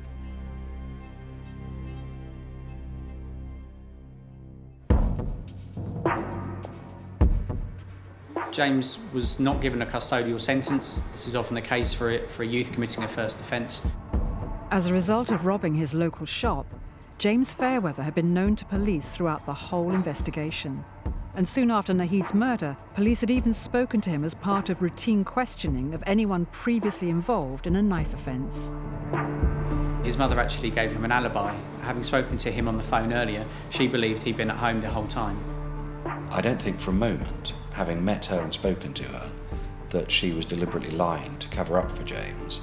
I think she genuinely believed that. Satisfied with Fairweather's alibi, the police ruled him out of their inquiries, and he'd remained at large for another year, while Colchester had stayed overwhelmed by fear. A year after he committed 2 violent murders, James Fairweather was arrested as he hunted for his next victim. He was brought in by police and spontaneously confessed to the killings of Jim Atfield and Nahid Almanea. Then he goes, he's the one, he's the one. Do it. So I went up to him, can I stand up? What was quite remarkable was how emotionless and flat James was in describing what he had done. Watching a 15-year-old describe what he did and how he used the knife was chilling. There's almost a complete detachment from what he's saying and from what he's describing. Some voices were talking to me, you need to make a sacrifice or we're going to come and get you, you need to do it. And I saw him, it was laying on the grass, like that, it was like that, just fast asleep, where he was drunk. And he goes, he's the one. It's almost like he's reveling in it, but without the emotion. Can I stand up? Yes. Went up to him, stood over like that, like that. I stabbed him first there. I've done it a few times. And what that says to me is that he was really dangerous. And if he wasn't arrested, he would have absolutely gone on to kill again. While I was doing that, my voices were laughing and louder and louder. On the same day Fairweather confessed, police charged him with both murders. and news spread that these horrific killings had been committed by a 15-year-old child. I was angry, I was confused, because I was like, how could somebody that age even dream of doing anything like that to another human being? The atmosphere around the town at the time of the arrest was still one of disbelief, because we all knew at this point how brutal and how violent the murders had been, and there was really no understanding this could have been the work of a boy aged 15 or 16. With Fairweather in custody, the investigation turned its attention to why a teenager had committed such shocking crimes. When police searched the home of James Fairweather, they discovered a lot of violent pornographic movies and very violent content films as well, and also a number of knives were discovered in his home that seemed to belong to James. They quickly built a picture of a young man obsessed with violence and murder. He had a dangerous interest in serial killers, specifically Peter Sutcliffe. He played violent computer games.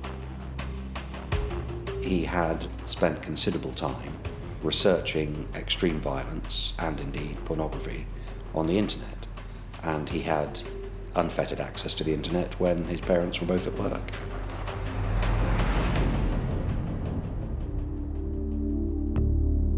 James spent an awful amount of time alone, but he also spent a lot of time unsupervised at home. He's watching material that no child should be watching. Watching violent pornography, or watching violent films, or playing violent video games doesn't turn a non-violent individual into becoming a violent murderer. However, what it does is it desensitizes them to violence, particularly in the case of James Fairweather, where we know he had an obsession with violent pornography, an obsession with serial killers. There's a reason why they're given that certificate at 18. There's a reason why we don't allow children to watch that kind of material, because it will have a direct impact on their developing brain.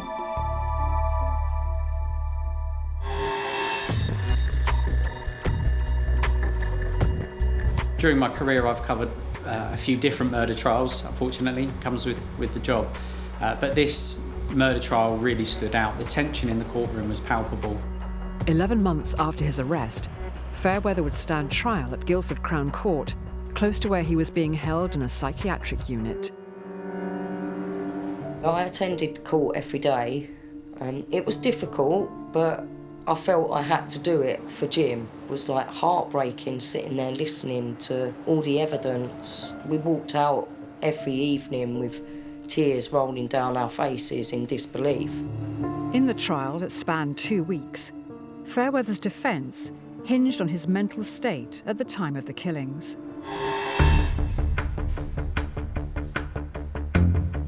Because James Fairweather had admitted to the killings, the prosecution had a relatively easy task of laying out the case, and they had to set out that James Fairweather was capable and was fully aware of what he was doing when he committed those two murders.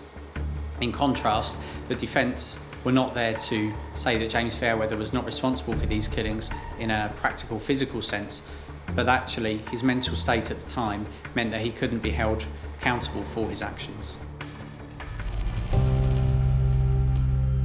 I think James always maintained at trial that voices in his head were telling him to sacrifice people, which is how he phrased it.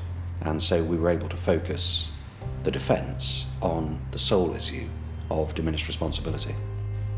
If a person's responsibility is diminished, which would reduce a murder charge from murder to manslaughter. To suggest James couldn't be held fully responsible for murder, the defence built their case around the voices he'd claimed to hear, and looked to James's autism, only diagnosed shortly before the trial, to explain his obsessive nature and detached manner. I stabbed him first there. I've done it a few times. He was a very troubled young man. He was only 15 years of age at the time. He was very suspicious of everybody that he came into contact with. He was convinced that the prison authorities, the warders at the prison, were spying on him. He was very difficult to engage with. He found it very difficult to answer straightforward questions. You couldn't make eye contact with him at all. He'd stare at the table and just look down. And the minute I met James, it struck me that he may very well be autistic, and that only was diagnosed once the psychiatrists who were caring for James during his time on remand started to carry out their tests on him. A symptom of autism is a fixation, an obsession on something, but mostly that is on benign things, obsessions with things that don't harm.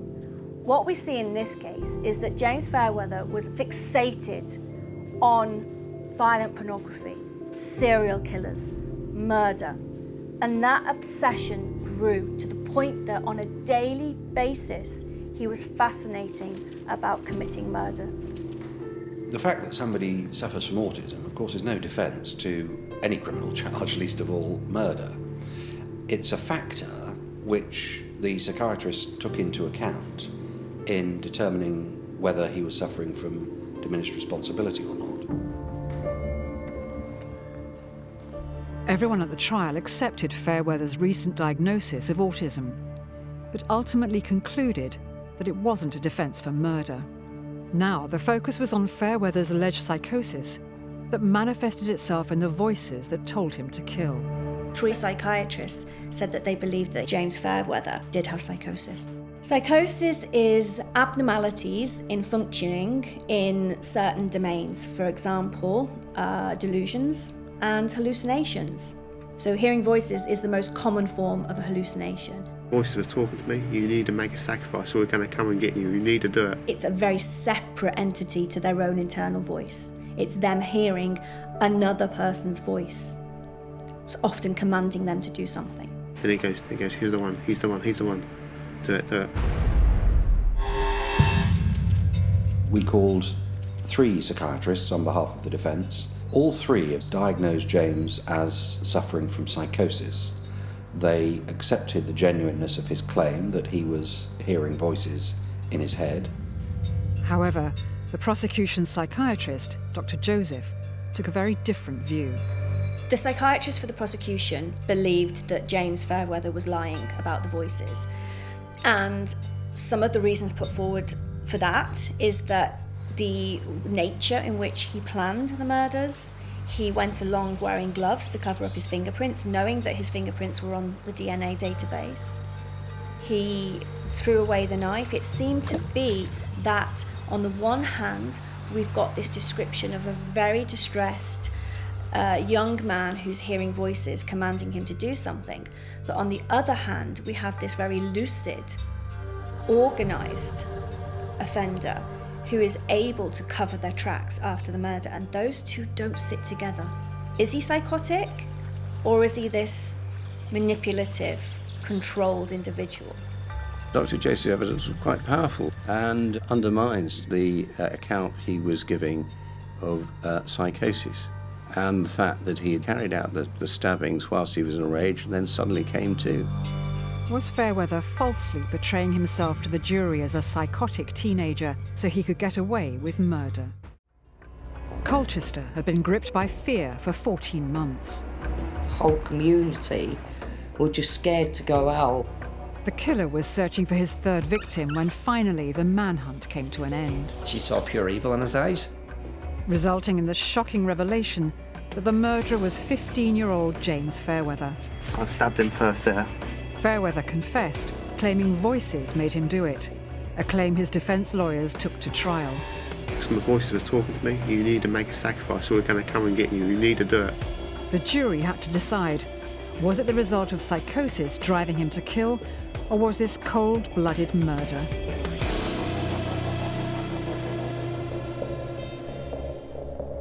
Could Fairweather have faked hearing voices? Was this all part of his plan to get a lesser sentence? During the course of the trial, we discovered that he'd been searching up things on his phone and on the internet around serial killers, but also defences they had used in court to try and reduce their sentence or get off their crimes.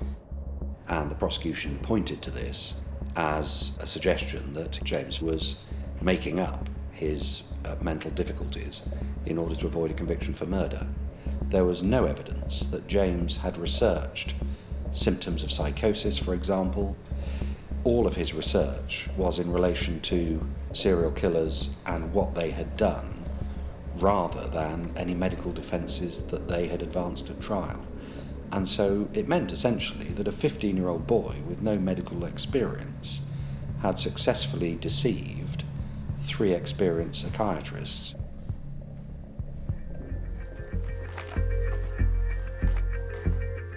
What is really difficult to determine in this case is whether James Fairweather was trying to get off with manslaughter and therefore faking his psychotic symptoms, or was he really in a psychotic episode when he committed those murders? It's interesting for me that when he was interviewed as part of his pre-sentence report for the robbery on the shop with the knife, he made no mention at that point of the voices, even though he later said that the voices started before then. He also seemed to be very lucid at the time of the murders, and also there's the other aspects of his personality that he seemed to be quite disturbed. In my closing speech to the jury, I described it as a perfect storm of his autism, his psychosis, and the lack of supervision that he was getting at home. I don't believe that James Fairweather was hearing voices, no. I believe he was saying that to obviously get off from manslaughter, yeah. The day Jim died is the day I died. Why has this happened to Jim, you know? What has Jim ever done to deserve something like that? He was just such a lovely guy, and we always called him Gentle Jim because he was just, wouldn't hurt anybody. With the defence claiming Fairweather's mental state meant he couldn't be held responsible for the killings, and the prosecution painting a picture of a cold-hearted murderer in control of his actions, it came down to whether the jury believed Fairweather's claim of psychosis. Ultimately, the jury did not buy his account of these hallucinations. And on the 22nd of April, 2016, 3 months before his 18th birthday, the jury were unanimous in finding James Fairweather guilty of double murder. James Fairweather was sentenced by a High Court judge to 27 years in prison. And Colchester breathed a sigh of relief. An order was made for him to be transferred to a secure unit, and he will remain there until that treatment comes to an end, until he is considered to be fit. And from there he will be transferred to spend the rest of the time of that sentence in custody. The reaction of the local community to James's sentence was one of relief, and the general feeling I got from people was that the sentence did fit the crime. When we got the verdict of guilty, it was just a wave of relief that come over our bodies.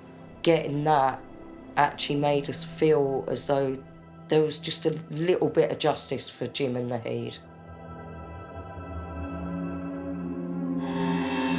The local community felt justice had been done, safe in the knowledge that this serial killer-obsessed teen was now behind bars. We now know he collected our newspaper cuttings on his first killing of Jim Atfield as I suppose people would say that's as a trophy to what he was doing. He kept a scrapbook of all the clippings of all the stories that we did. He clearly wanted to revel in the difficulty he was putting the public through. He was reading every day about the anguish of Jim Atfield's mother and Jim Atfield's family. He was reading about the fear that people were experiencing, not only in Grinstead but across Colchester. It's pretty clear that he was enjoying what he was doing.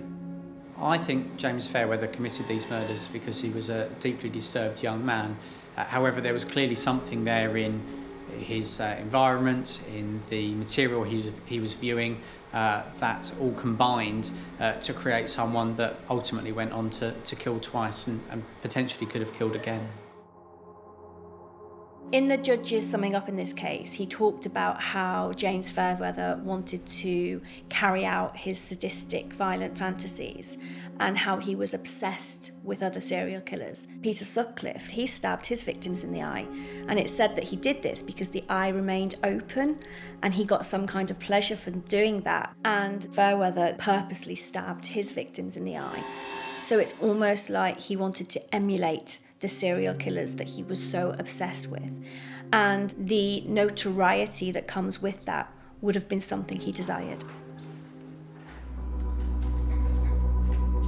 But could the authorities have picked up on Fairweather's dangerous obsessions before they went too far? I was quite angry when I heard that he had already caused upset by holding up a shop at knife point, and to find out that he only got a slap on the wrist and was then allowed to walk free and just a few months later then go on to kill. Despicable, really. I think Jim's death could have been prevented, yes, because if James Fairweather had been given a harsher sentence for carrying a weapon in the first place, then he may not have been out there to have committed the crimes he committed. It was a unique case. My understanding is that James is the youngest person in this country to have been convicted of 2 separate murders. The ferocity of them makes them unique, in my view, given his young age. The minimum term that the judge set in James's case was 27 years. That is, for a boy of that age, a very long minimum term indeed. Fairweather will be in his 40s before he can even be considered for release by the parole board. Given his disputed mental health, does this teenage boy deserve life in prison? One of the difficulties with the jury's finding of murder rather than manslaughter is that James will be kept in a normal prison.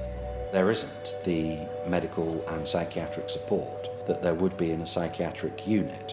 Had he been convicted of manslaughter, the judge could have made what's called a hospital order, which has pretty much the same effect as a life sentence, except the decision as to release is made when a panel of psychiatrists felt that he didn't present a danger to the public, rather than the parole board, which is made up of non-specialists. The James Fairweather case is a case that no one involved with it will ever forget. One can't help but wonder whether, if his autism had been diagnosed at a much earlier stage and a suitable support system put in place, including input at home from his parents, whether with greater supervision and with more assistance for his difficulties, which were undoubtedly there, he may not have carried out these killings. That's a question that's impossible to answer, but one can't help speculating on whether actually the failure of that diagnosis meant that the system let him down. James Fairweather was bullied. He had been targeted because of his physical appearance. He had been vulnerable because of his autism, because of his potential developing personality disorder, and because of the question mark over whether he was in a psychotic episode or not. And he carried knives. That says to me that there were signs there, and if he had got help younger, maybe we could have prevented these terrible murders occurring.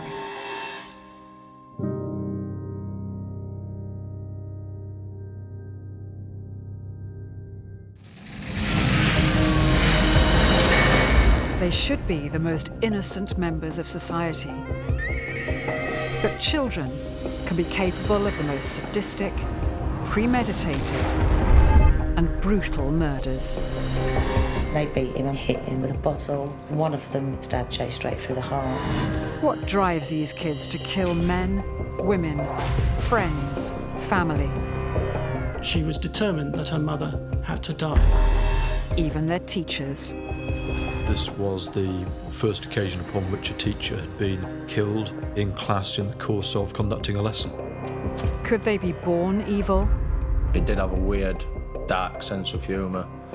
He was a little bit different to most of the other kids. He was aggressive, threatening and dangerous. Or are they victims of their environment? There was a lot of gangs, there was a lot of violence, a lot of drug abusers. With exceptional access to real police tapes. The voices are talking to me. You need to make a sacrifice or we're going to come and get you. You need to do it. And interviews with those closest to the victims and the perpetrators. A red mist had simply descended.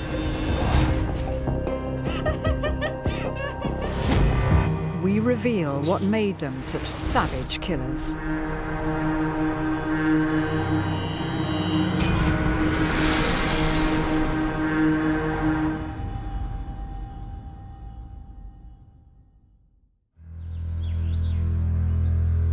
On April the 15th, 2016, the town of Spalding, Lincolnshire, woke to devastating news. Spalding is a most unlikely location for one of the most gruesome murders of recent times. 49-year-old dinner lady Elizabeth Edwards and her 13-year-old daughter Katie had been slaughtered in their beds. I was dumbstruck. I was absolutely gutted. Savagely stabbed and slashed across her voice box to ensure that she couldn't scream out. It was just shocking, absolutely shocking. 8 stab wounds in all, including 5 to Elizabeth's hands, as she vainly fought off this ambush in her own bed.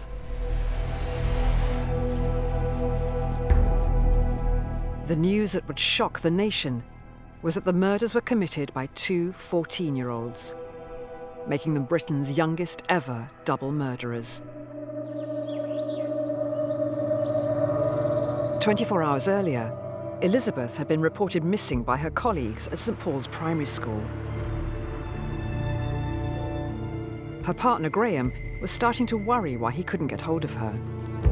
Me and Elizabeth had an argument, and I think she was just teaching me a lesson that by not answering her phone, but she used to always answer her phone. Concerns had been raised because Katie was 13 and had also been absent from school. They were always together. Katie used to wait around the entrance for her mum to finish at the school. But Katie wasn't the only teenager missing. Elizabeth's other daughter, 14-year-old Kim, was nowhere to be seen. Meanwhile, Kim's boyfriend Lucas had been reported missing by his aunt. Neither Lucas or Kim had attended school, either on that Friday or the Thursday. The outside world were wondering where Elizabeth was. Attempts to reach the missing family from neighbours, relatives and police went unanswered in the afternoon and evening. With concern rapidly mounting for Elizabeth and the 3 missing teenagers, police returned early the next morning and forced entry to the property. Police broke in through a downstairs window. Upstairs, police found a horrendous scene. Blood all over the bedding, all over the walls. 2 dead bodies, left exactly as they had laid for 2 days. Inside the house with the bodies, police found 2 teenagers and arrested them on suspicion of murder.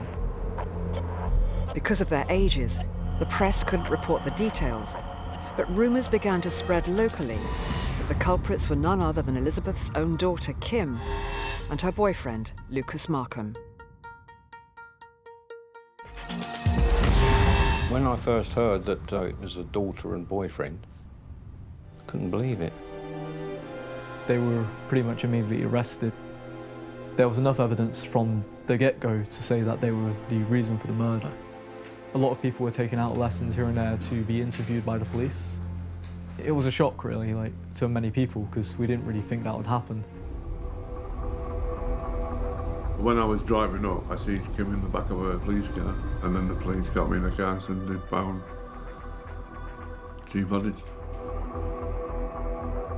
It did sort of hit me that Lucas was making jokes about it here and there at school, saying, I'm going to end up killing her one day. I think the biggest shock was finding out that Kim was actually taking a part in it.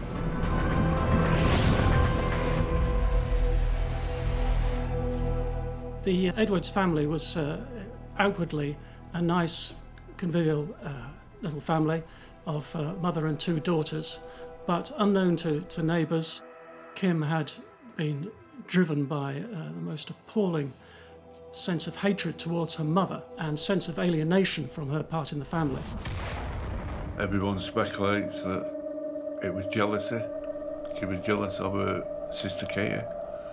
But when I was seeing Elizabeth, if I bought them something, they both got the same. Kim puts it down that Katie was her mum's favourite, but I didn't see that.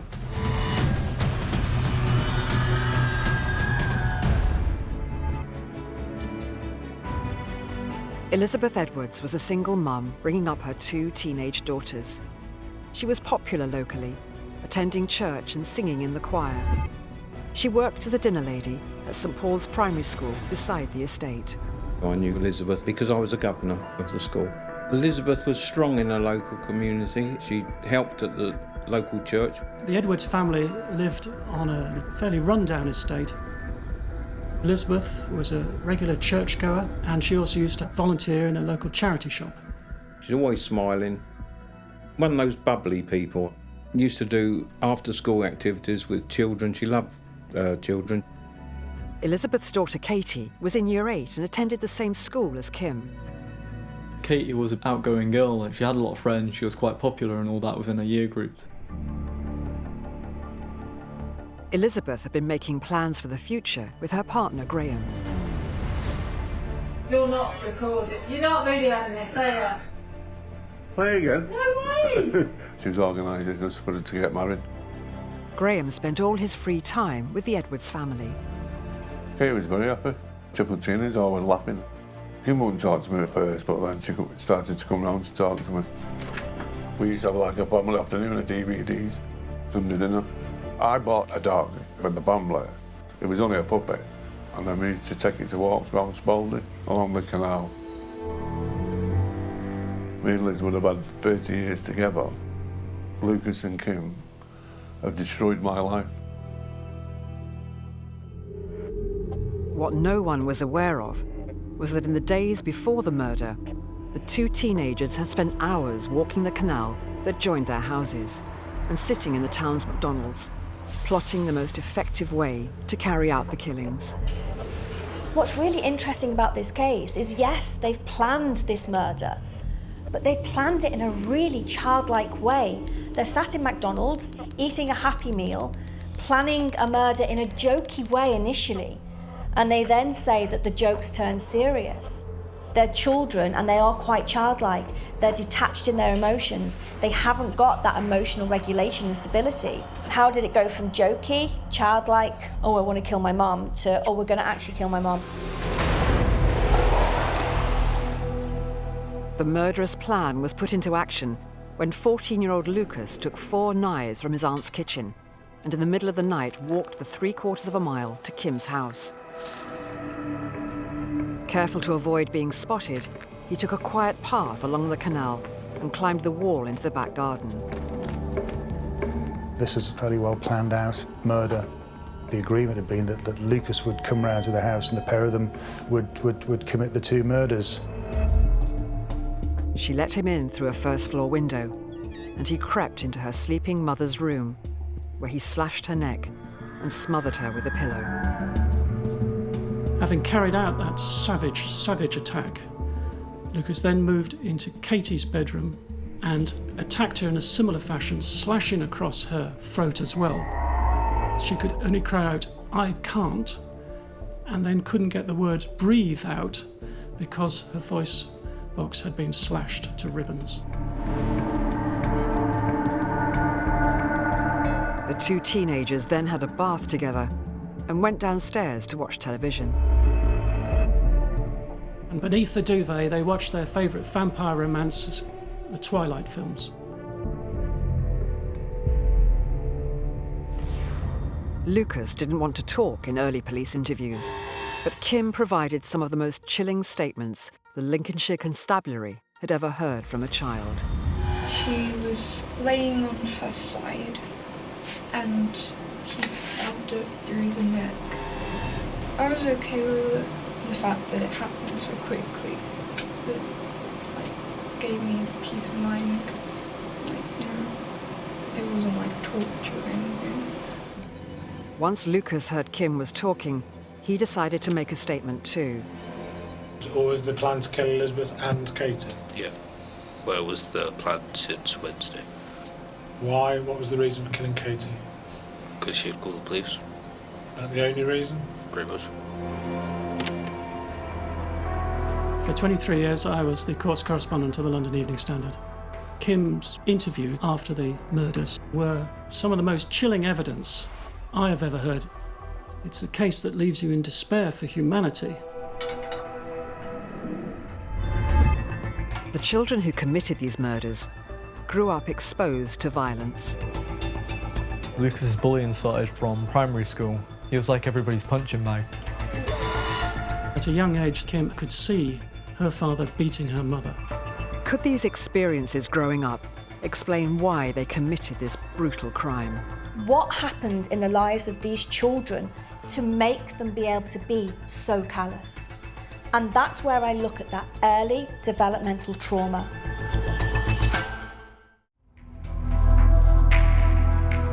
Spalding, Lincolnshire, home to besotted teenage couple Kim Edwards and Lucas Markham.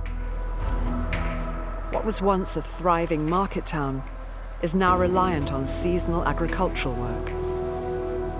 School friend Adam Free used to live a few hundred yards away from Kim Edwards. I lived on the Royce Road estate, was what we called it back in Spalding.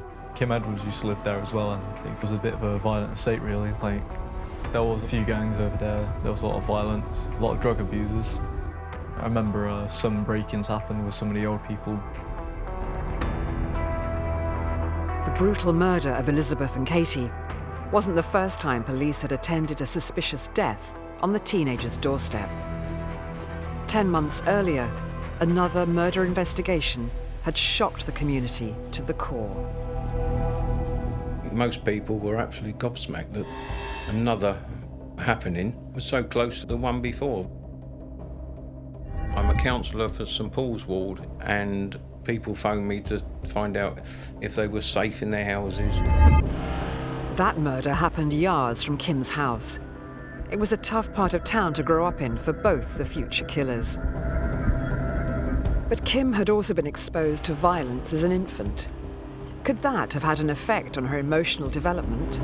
Kim came from a broken home, a father who was violent towards her mother, and at a young age that she could see her father beating her mother.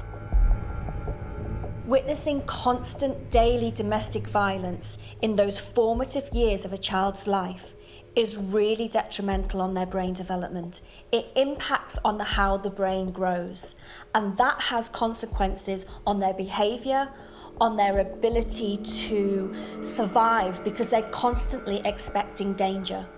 And this is what Kim Edwards was experiencing in those early years of her life, which will have had an impact on how she viewed relationships. Elizabeth Edwards had begun to rebuild her life as a single parent in Spalding, Lincolnshire, with her 2 young daughters, Kim and Katie. Until one event was to cause a lasting scar in the heart of the family. She slapped Kim over something, I don't know why she didn't. She never went into it.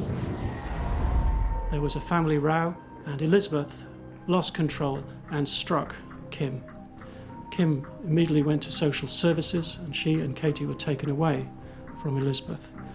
By the end of the year, matters had been resolved and they were returned to the mother. I don't think Kim never forgave her for that. Work has to be done to repair that potential damage between the child and their parent. Domestic abuse has a detrimental impact on everybody involved. In the years that followed, Elizabeth worked hard to bring stability to her children. Elizabeth took Kim and Katie away from Scotland all the way down to Spalding to set up a new, happier life. They moved into a house on Dawson Avenue, a quiet cul-de-sac.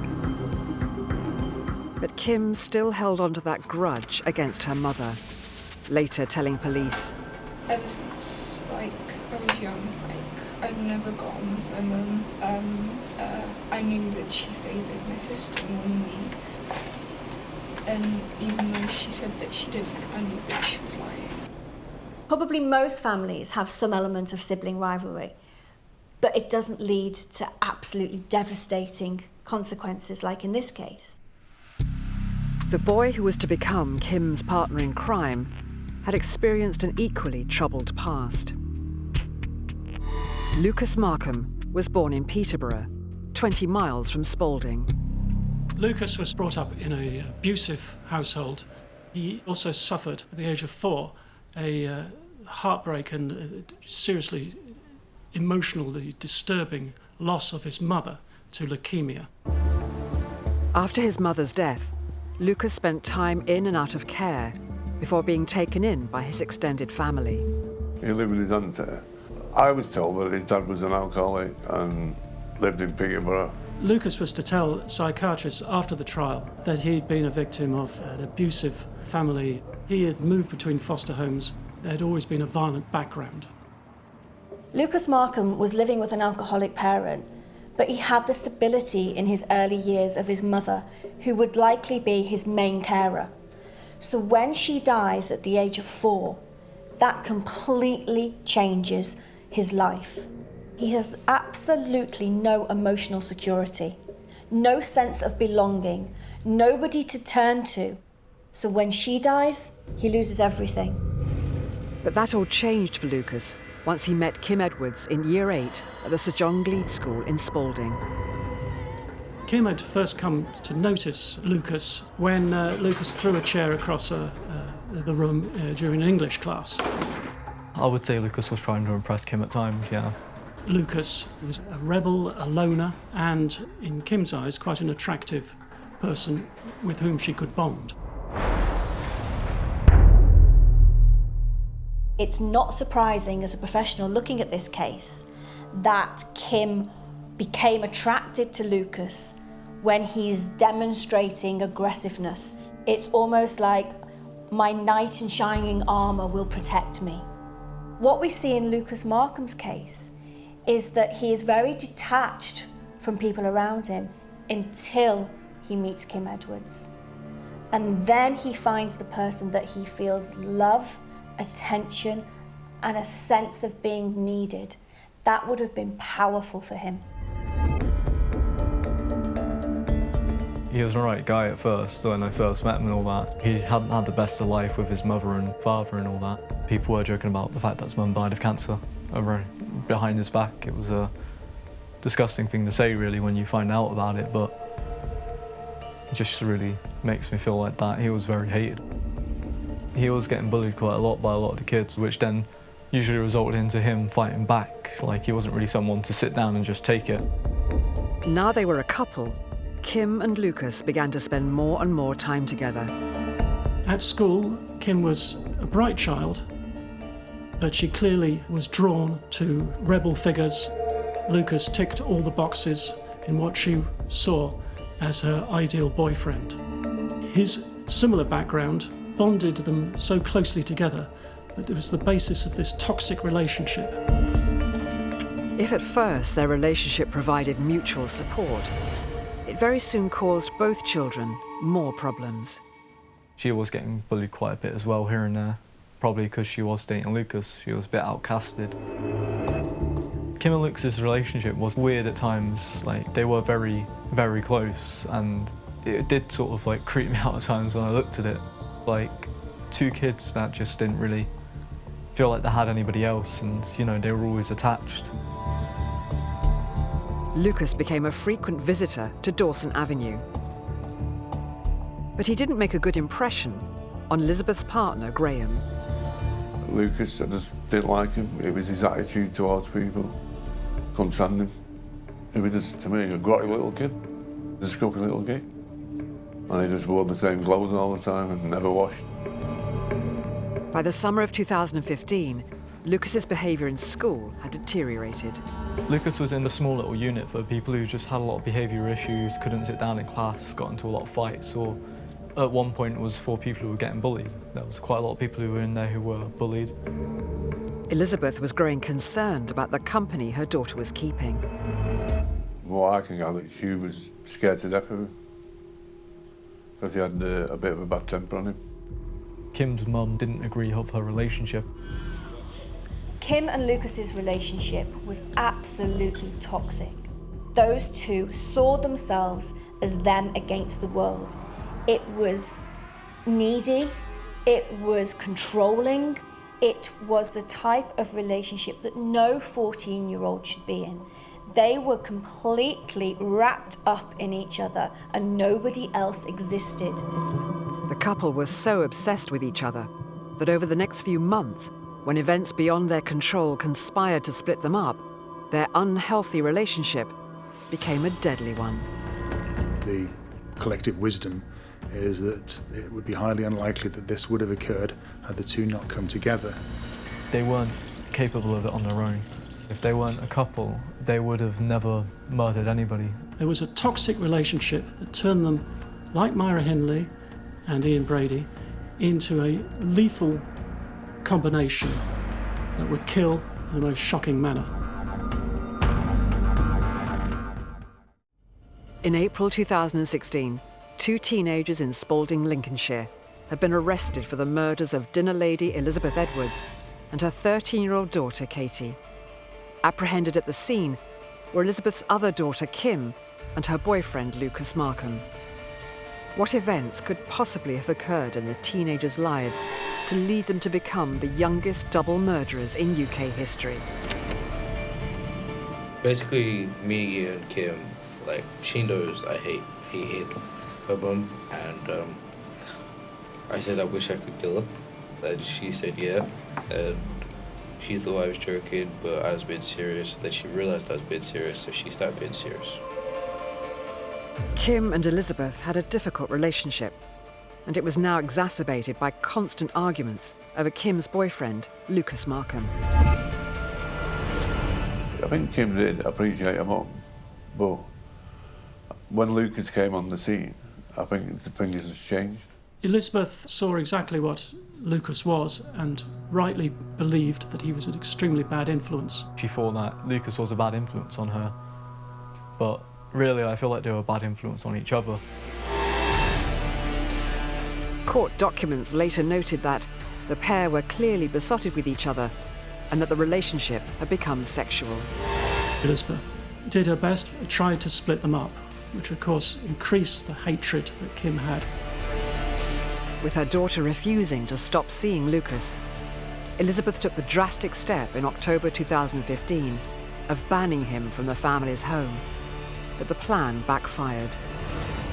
Kim and Lucas ran away together and lived in a tent in local woods for 6 days before they were found. It was one of the biggest jokes inside of school. There was a lot of rumours spreading like, oh, they're going to get Kim's going to get pregnant and, you know, they're going to do loads of weird stuff or they're just not going to come back. They saw each other as a kind of Bonnie and Clyde, that they have no one else, they're loners, but they have themselves. After sleeping rough for nearly a week, the couple were recognised in town and returned to their homes. Kim became more troubled. She did look a bit upset at times, like later on I found out she was self-harming and that.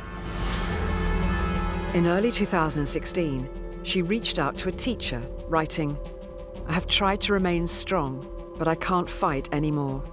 Now I feel that death is the only way." I feel like it was just because she was with Lucas at one point. And, you know, I guess she just got a bit depressed. Kim's teacher referred her to the Children and Adolescent Mental Health Service. But after being assessed, Kim was considered low risk. Her fragile state of mind wasn't helped when, in March 2016, Lucas was finally permanently excluded from the school in Spalding and sent away to Boston, an hour-and-a-half bus ride away. Only able to see him in the evenings, and now alone at school, Kim was driven to despair. She even made a suicide attempt, taking an overdose of tablets and leaving a suicide note. I remember sitting in class and I just heard a few people joke about Kim trying to take her life, and I didn't really think it was anything big. I just thought they were just making jokes about it. Kim had to be hospitalised for 2 days. She was self-harming. There was a suicide attempt. They were both in need of emotional regulation and support, and those opportunities were missed. Kim was released from hospital, but the couple continued to refuse their family's demands to stop seeing each other. When she discovered her possessions had been removed from her bedroom and given to her younger sister Katie as a punishment, it was the final straw. Kim and Lucas made the decision that the one person standing in their way was Kim's mum, Elizabeth. The incident where her belongings are thrown out of her room and some of them are given to her sister Katie, who she already thinks gets more attention from her mother, is going to really annoy and hurt her at a point where she's already feeling vulnerable. So all those triggers are being set off at once. The hatred for her sister because she gets more attention, the hatred for her mother because she hates Lucas, and the fact that everybody is trying to split them up. For me, that is the trigger of why those murders occurred. Once the decision had been taken, they spent the following days plotting exactly how the murders were to be carried out.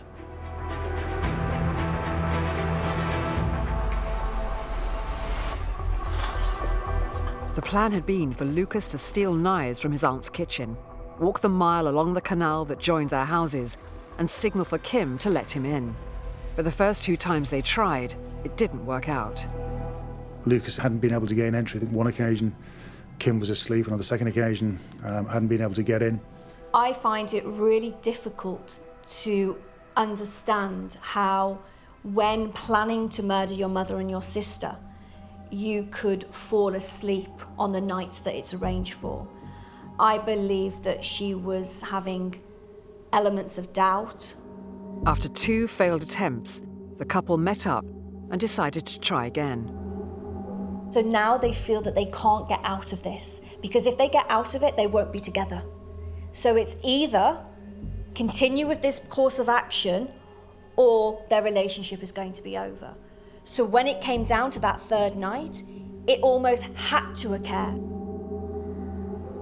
On April the 13th, Lucas returned to Dawson Avenue for the 3rd time. The plan was brutal as it was simple.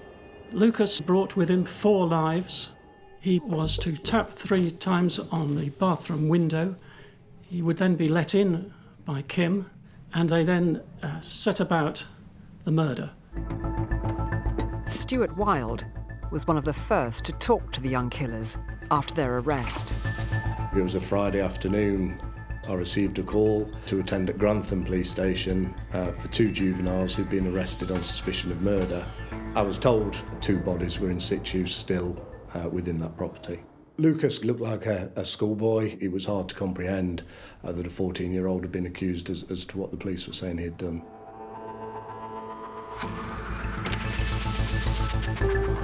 She looks out the window, sees me there, she waves, I put my thumbs up, and then she goes to the bathroom window.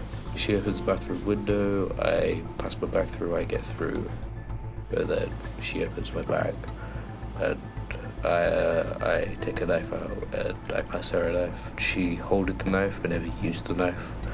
Then I went into her mum's room, stabbed her in the neck, where she was asleep on her side, and smothered her face with a pillow. Before Kim was appointed her own counsel, Stuart Wilde represented the 14-year-old when she was first questioned by police.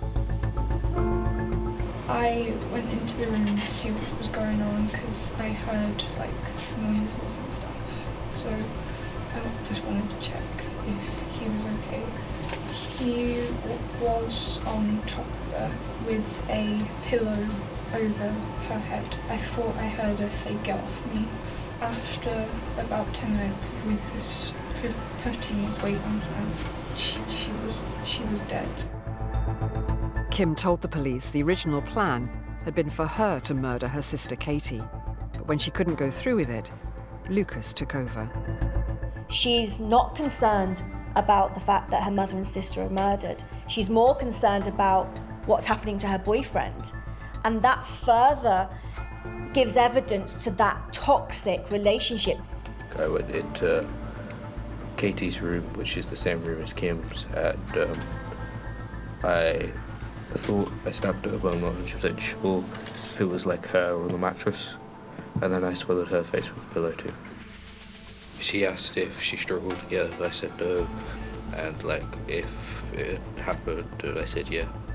Then she said, so like take your clothes off because they're covered in blood, and I did. And then we ran a bath and had a bath together just because we were both dirty. Because she helped take the blood off my face and take my shirt off because I thought I didn't have any blood on the shirt because I was going to use that shirt again. That turned out that I did. Having committed this terrible crime, the two settled under a duvet in the living room, ate ice cream, and watched films.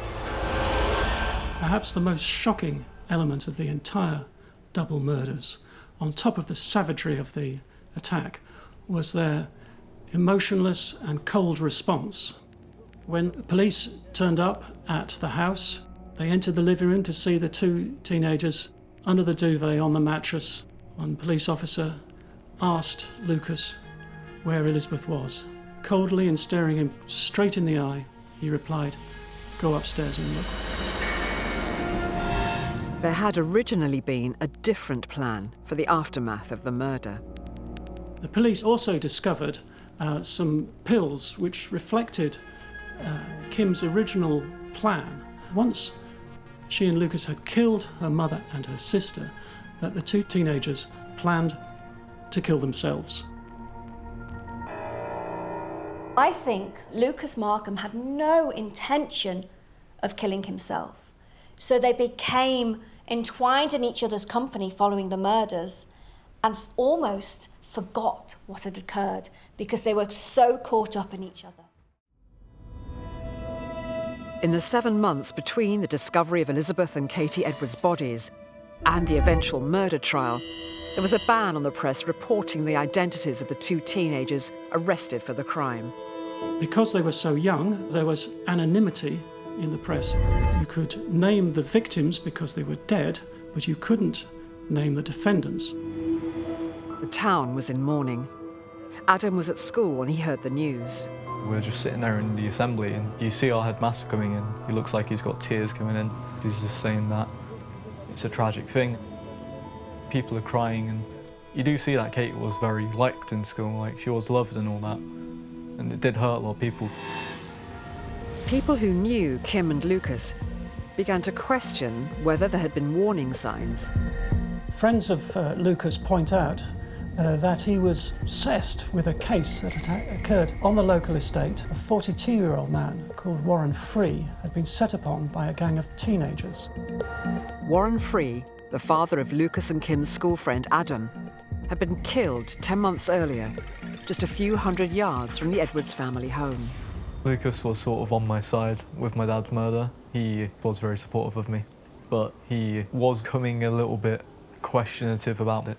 He sort of wanted to know a bit more about what happened and how they sort of got away with it, really. It's about 3 in the morning. There were just a bunch of kids my age, a little bit older, just kicking down the fence. Adam's father went outside to defend his property. He ended up grabbing a metal pole, which he had just to defend himself. He went out and he was waving it about, telling them to leave. They basically went up to him and just started attacking him. He was hit with a pole in the neck, which popped a blood vessel, which was basically the killing blow. The suspects that the police were to round up were later cleared at trial, and Lucas's friends think that he was inspired by this, that he could actually murder and get away with it. I guess they thought they could get away with it because the people who killed my dad did. But justice had caught up with Lucas, a boy who was prepared to do anything to protect his alliance with Kim. The people that should be there for him, supporting him, emotionally there for him, are just not there. His mother's died, his father's an alcoholic. He is very detached from people around him until he meets Kim Edwards. And Lucas had been willing to kill in the most calculated, cruel manner rather than lose Kim. Together, both teenagers were charged with murder. The defence needed to explore if the murders could be explained by mental instability. Lucas was quite bright, quite chatty, but at the same time terrified because of the circumstances he put himself in. Because of his age, he's only 14, doctors need to be instructed, and his psychiatric state, his mental health needed to be assessed. If either Kim or Lucas could prove that they had psychological issues which were partly to blame for their actions, they could plead not guilty to murder, but guilty of manslaughter by diminished responsibility, which carries a lesser punishment. But no diagnosis to support such a claim could be found for Lucas, and the day before he would have gone on trial, that defence was abandoned. Lucas initially pleaded guilty to manslaughter. He then changed his plea to murder. Our understanding was that Kim was going to maintain her plea of not guilty to murder, but guilty to manslaughter on the basis of diminished responsibility. With Lucas pleading guilty, he had no trial, so in October 2016, Kim Edwards stood alone in the dock at Nottingham Crown Court and pleaded not guilty to murder. She says that she was suffering from mental illness and that affected why she committed murder. I went to the trial all the way through it. I stared at Kim and she couldn't look at me. And she's like, got no remorse on her face. The evidence the jury heard included Kim's original police interview. Feel happy about it. My mum doesn't have to deal with me anymore. Being, suicidal, and she doesn't have to wake up worrying every morning to see if I'm still alive. And my sister doesn't have to go through the heartbreak and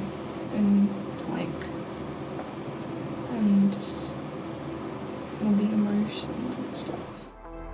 This is a troubled young girl. So she will justify her negative behaviour at police interview by putting herself into the victim mode.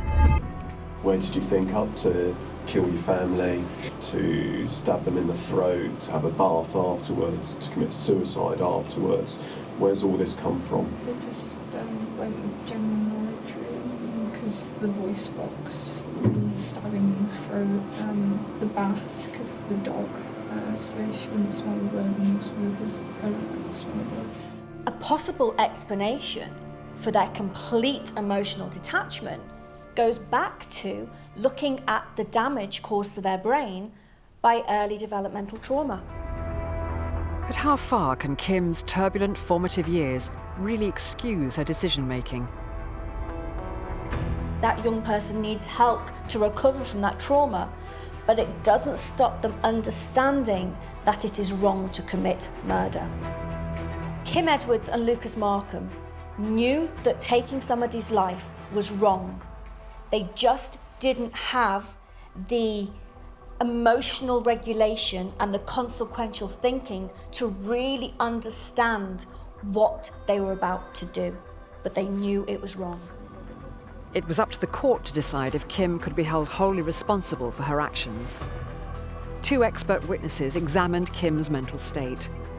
The psychiatrist for the defence concluded that Kim had developed an adjustment disorder, but also suffered from a severe attachment disorder because she hadn't bonded with her mother due to multiple stressors within a short space of time, aggravated by her relationship with Lucas. The prosecution psychiatrist had a different view, concluding Kim Edwards was not suffering from an abnormality of mental functioning caused by a recognised medical condition. This meant she did not have a defence of manslaughter on the grounds of diminished responsibility. One said that she was suffering from a mental disorder, adjustment disorder, and one said that she wasn't. For me, this is a child that absolutely was suffering from developmental trauma. Absolutely, there were factors that would have impacted on why she did what she did. However, in terms of diminished responsibility, being traumatised, even though it causes changes to the brain, it doesn't mean that you don't know the difference between right and wrong, which is why it can't be used as diminished responsibility in court.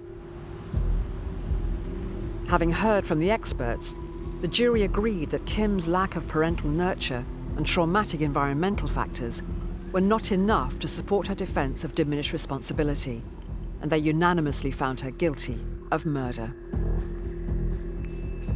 With Lucas having already admitted to the crime, the two were reunited for sentencing. The judge summed up his view of these teenage double murderers, stating, "You were, in my view, in a hermetically sealed, pathetic world of your own, of deep, deep selfishness and immaturity, where only your feelings and desires matter, and nobody else's." In recent times, it was certainly a crime without precedent in this country, but they were both held equally responsible, and 20 years was the sentence which was passed. The two killers were sentenced to life imprisonment and ordered to serve a minimum of 20 years. This was reduced on appeal to a minimum of 17.5 years.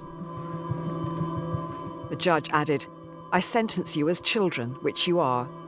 I sentence based on hope for you and for society, rather than in the expectation of failure."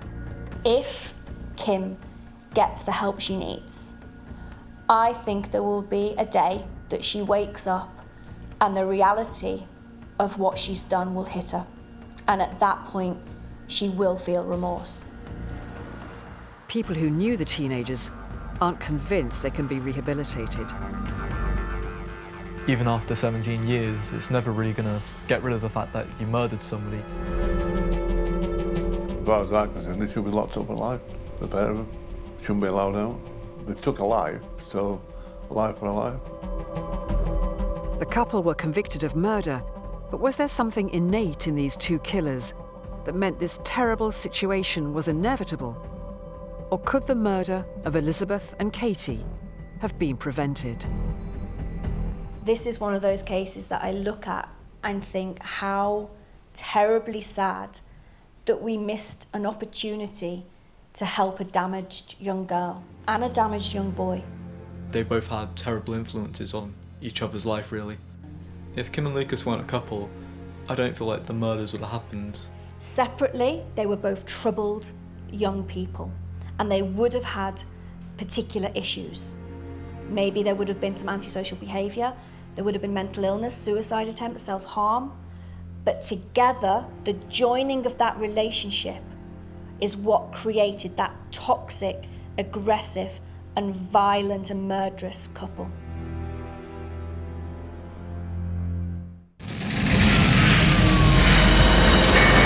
They should be the most innocent members of society. But children can be capable of the most sadistic, premeditated, and brutal murders. They beat him and hit him with a bottle. One of them stabbed Jay straight through the heart. What drives these kids to kill men, women, friends, family? She was determined that her mother had to die. Even their teachers. This was the first occasion upon which a teacher had been killed in class in the course of conducting a lesson. Could they be born evil? He did have a weird, dark sense of humour. He was a little bit different to most of the other kids. He was aggressive, threatening, and dangerous. Or are they victims of their environment? There was a lot of gangs, there was a lot of violence, a lot of drug abusers. With exceptional access to real police tapes. The voices are talking to me. You need to make a sacrifice or we're going to come and get you. You need to do it. And interviews with those closest to the victims and the perpetrators. A red mist had simply descended. We reveal what made them such savage killers.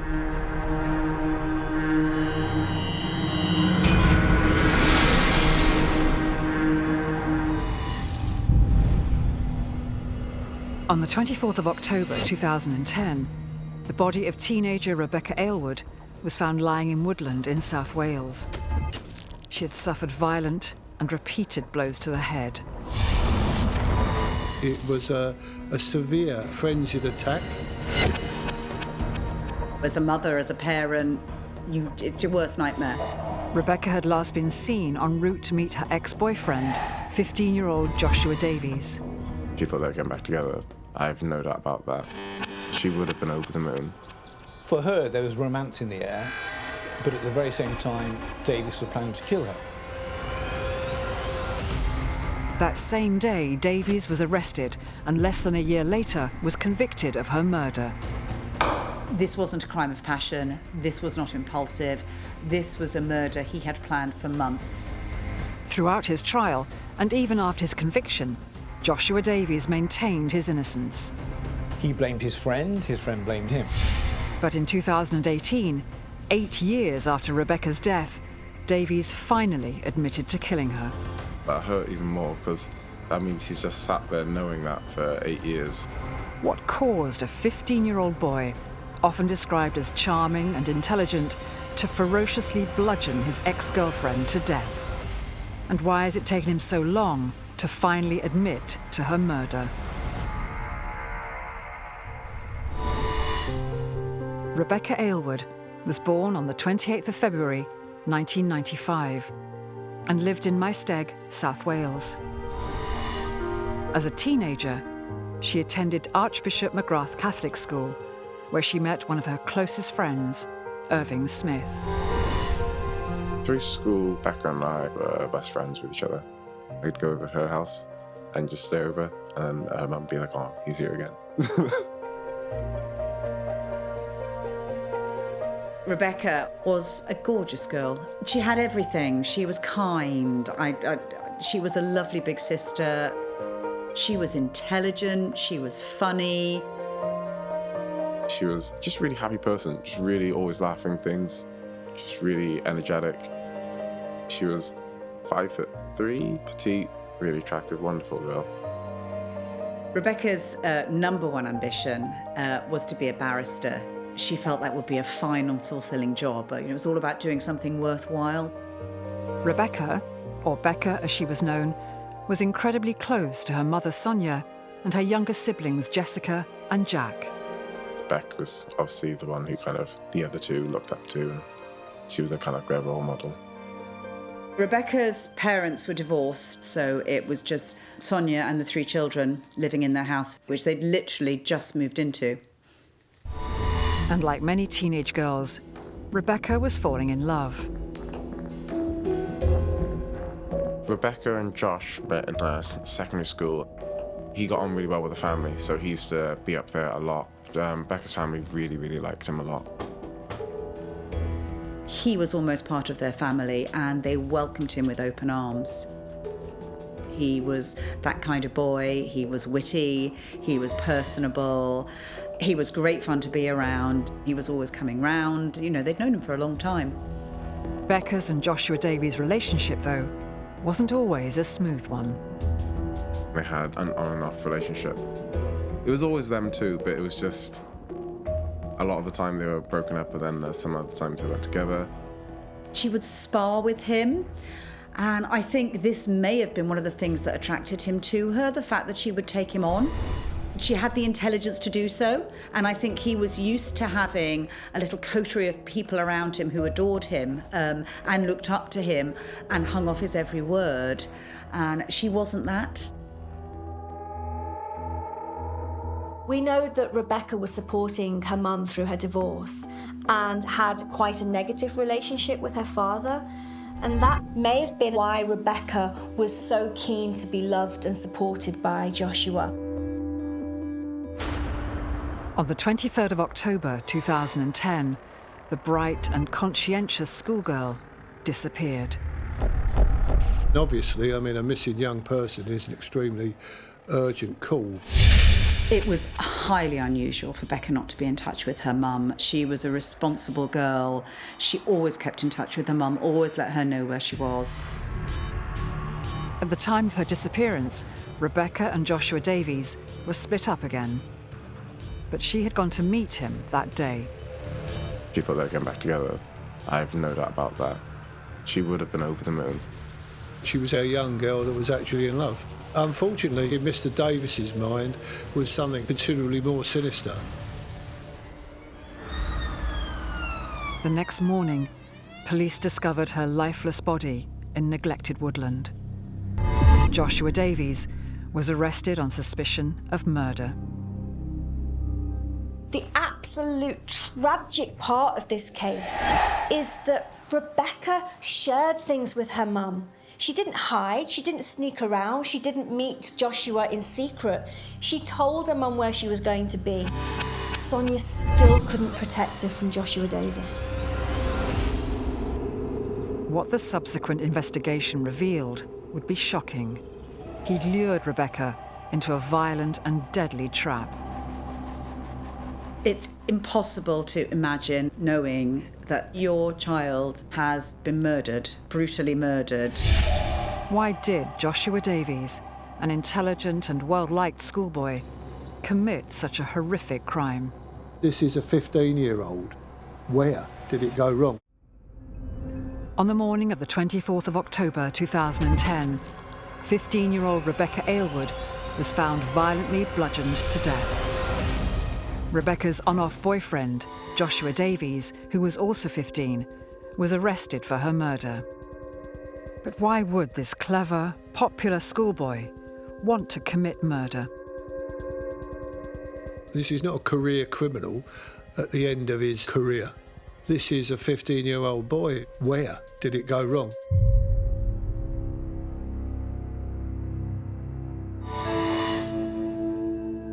Davies grew up in the small town of Aberkenfig. A well-behaved young boy, he was the eldest of 3 brothers and had a loving relationship with his parents. Irving Smith was at school with Joshua Davies and knew his family. Josh Davies has 2 younger brothers. His father's been in the community for absolutely ages. They are really normal, nice family. They're just really nice, great people. As he grew up, he became a model student and was never in trouble with the police or at school. Joshua Davies was quite a catch. He was a very, very popular boy in school. He had a big following, bit of a top dog, especially as you approach year 11. It's quite a big deal. He was physically very strong, very sporty, and he was bright. Davies and his friends would meet in a local cafe for breakfast every Saturday morning. It was a thing they always did. They'd go rugby training. It was a little regular in their lives. He was the alpha male of the group. And we see that type of behaviour in lots of young men and boys. We see boys that are fighting for that alpha male position. It may be being better at sports. It may be being top of the class. It may be having more girlfriends than everybody else. But not everyone was enamoured with Joshua Davies' domineering personality. Josh came across as very arrogant, but a lot of people within his own year really did like him. I found him completely unlikable. In school, he was known for being arrogant. He was known for being the one that thought he was better than everybody else. And at home, we know that he was put on a pedestal. He was looked up to by his younger brothers. And he seemed to be somebody who liked that attention and liked to be in control. Unsurprisingly, as the alpha male of his peer group, Davies had no problem attracting girls and was in an on-off relationship with another pupil at school, Rebecca Aylward. To the outside world, they seemed like any normal teenage couple. But as police began to discover, Josh's behaviour towards Becca exhibited disturbing signs of abuse. Becca kept diaries. She'd kept diaries for a long time, and he was obsessed with seeing what she might have written in them. So much so that she had taken to letting her mum look after them in her bedroom so that Joshua couldn't get his hands on them. Joshua would make up rumours about her. There was one where he told people that she was pregnant and then took her aside and said, "You're going to say, yeah, you are," when she wasn't. I always thought it was about control, making her say things going on in her own life that just aren't happening. What is probably alarming for people to hear is the controlling aspect of Rebecca and Joshua's relationship is actually quite common. In adolescent relationships, they haven't got the life experience, they haven't got the previous relationships to draw on, they don't know what is appropriate behaviour. And young people often describe that they think it's that somebody really loves them, so they have a very skewed view of what a healthy relationship is. He was very obsessed with knowing what people were thinking about him and saying about him. But it was this element of constantly checking out what other people were thinking of him, constantly wanting to know where he stood, whether his status was intact. Because of his age, Joshua Davies cannot be described as somebody with narcissistic personality disorder, because you can only diagnose that at least at the age of 18. However, we can certainly say that he has narcissistic traits. What this means is that he would have been very full of himself. He would have thought himself as superior to others, and also put his own needs above the needs of everybody else. In January 2010, the pair split up yet again. After a seemingly lovely weekend together, Joshua Davies broke up with Becca via text message. Joshua and Becca's final breakup came as a complete shock to Becca. She didn't really understand why it had happened, why he'd wanted to finish with her the way he did. Joshua Davies describes this weekend as the best weekend he's had. He's spent time laughing and joking and having his nails painted by Rebecca. It's a weekend of fun, but it's almost like he's building her up. He's making her have a perfect weekend, so she's the happiest she can be, so he can then just let her crash by ending the relationship. It's something we call the push-pull effect. You push somebody away, and that makes them want you more. He wanted to make her suffer, and in fact, the opposite happened. After the breakup with Josh, Becca was going from strength to strength. As the months wore on, Becca began to move on with her life. But even then, Davies still tried to exert control over her. At school, he would say things to her like, you know, your mum loves me the best, so you can't go out with anybody else. She did, in fact, start seeing another boy called Josh, and he clearly didn't like this at all. Maybe that was part of the reason he became so antagonistic towards her, that she was putting him in a smaller box than maybe he felt he deserved. Furious that Rebecca had not crumpled as Davies had expected, he began a ruthless campaign against her. After Becca and Davies's final split, things were markedly different. There seemed to be a bigger rift this time. He often threatened violence as well. Saying he was going to kill her or he was going to ruin her life. And because he kind of ran their friendship group, he could and actively did a couple times just make the whole group just stop talking to her, so she'd suddenly have no friends.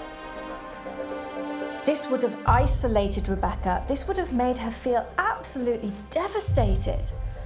And what we can see by this behaviour from Joshua, it's very narcissistic in nature.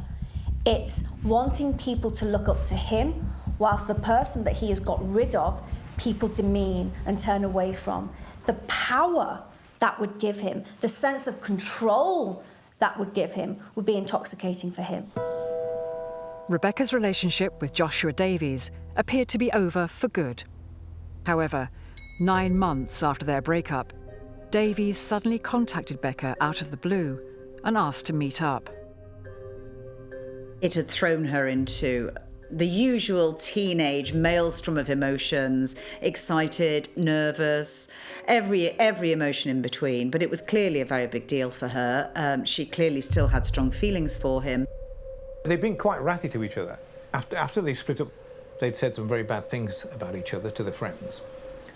But that seemed to cool, and they were on their way to getting back together again as boyfriend and girlfriend. So even though Rebecca knew that the behaviour was wrong, she was drawn to him, she loved him, and also because of the amount of time that she'd been with him, her self-esteem would have been affected by that. So she would have started to believe that she had to be with him.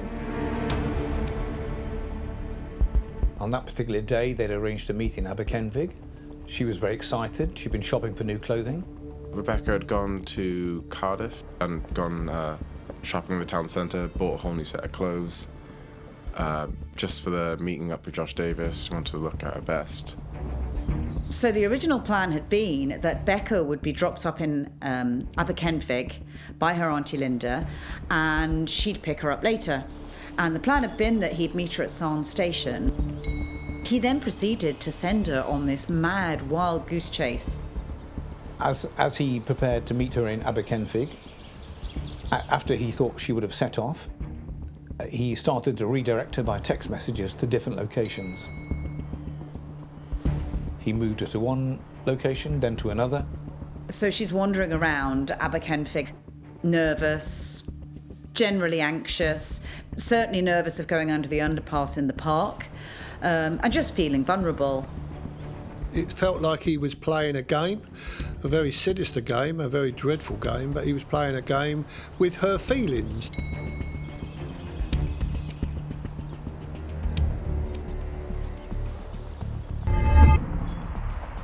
As Davies' directions became more and more erratic, Becca decided to call her mum. Sonia's anxious, and as Becca's getting anxious because Josh isn't where he's supposed to be and not answering messages, all Sonia's instincts by now are screaming out, this isn't right, he's messing her about. She had by then got to the point of saying, just come home. But at that very moment, Rebecca told her mum that she had spotted him. So Sonia had said, I'll stay on the phone until I know you're safely with Josh. And once she finally met him, that was the end of the conversation. And she'd said, bye, Mum, I love you. They were the last words she said to Sonia on her mobile phone on the day of her death. Unknown to Rebecca, though, Joshua Davies didn't intend to get back together. He'd decided to kill her.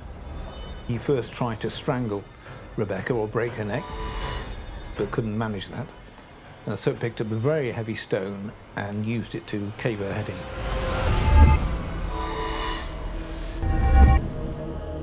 For me, it's significant that Joshua selected strangulation as the method to kill Rebecca.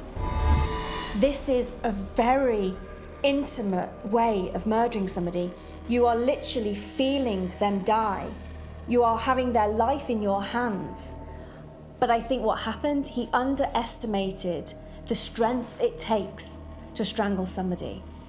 And because she wasn't dying, he had to resort to using a rock to hit her. Within hours of Rebecca's body being discovered, Joshua Davies was arrested. But astonishingly, he wasn't the only suspect. One of Davies' best friends, another boy from the cafe, was also taken into custody. The police were faced with the dilemma that only two people were at the scene, and they each blamed each other. Davies said that you say I did it, I say you did it. And what the police had to do was to be sure that they had the right person. On the 24th of October, 2010, 15-year-old Joshua Davies was arrested on suspicion of Rebecca Aylward's murder. Initially, police had been unable to find Rebecca when she'd been reported missing. But then they received some important information from one of Davies' friends who hung out with him in the local cafe. The reason the police had found Becca's body was because they'd had a phone call from one of the boys who was in the cafe the day before. He was becoming increasingly anxious that actually Josh had killed Becca. He then told his father what he thought had happened. With Davies in custody, the police now began to look at possible motives for the murder.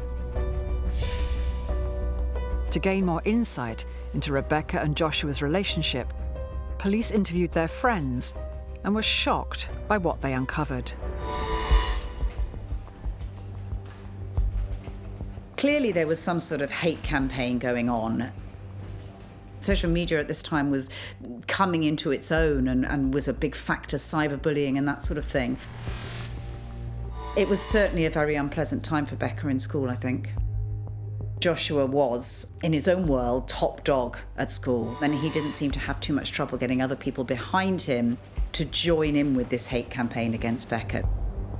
When we look at Joshua Davies, it seems shocking to us in hindsight, looking at how he controlled people when he's saying such awful things. But we need to remember what everybody said about him. Yes, he was arrogant, but people talked about him being charming, being lovely, being likeable. People liked Joshua. He was a likeable person. As the investigation progressed, police soon discovered that Davies' hatred for Becca wasn't just confined to the internet.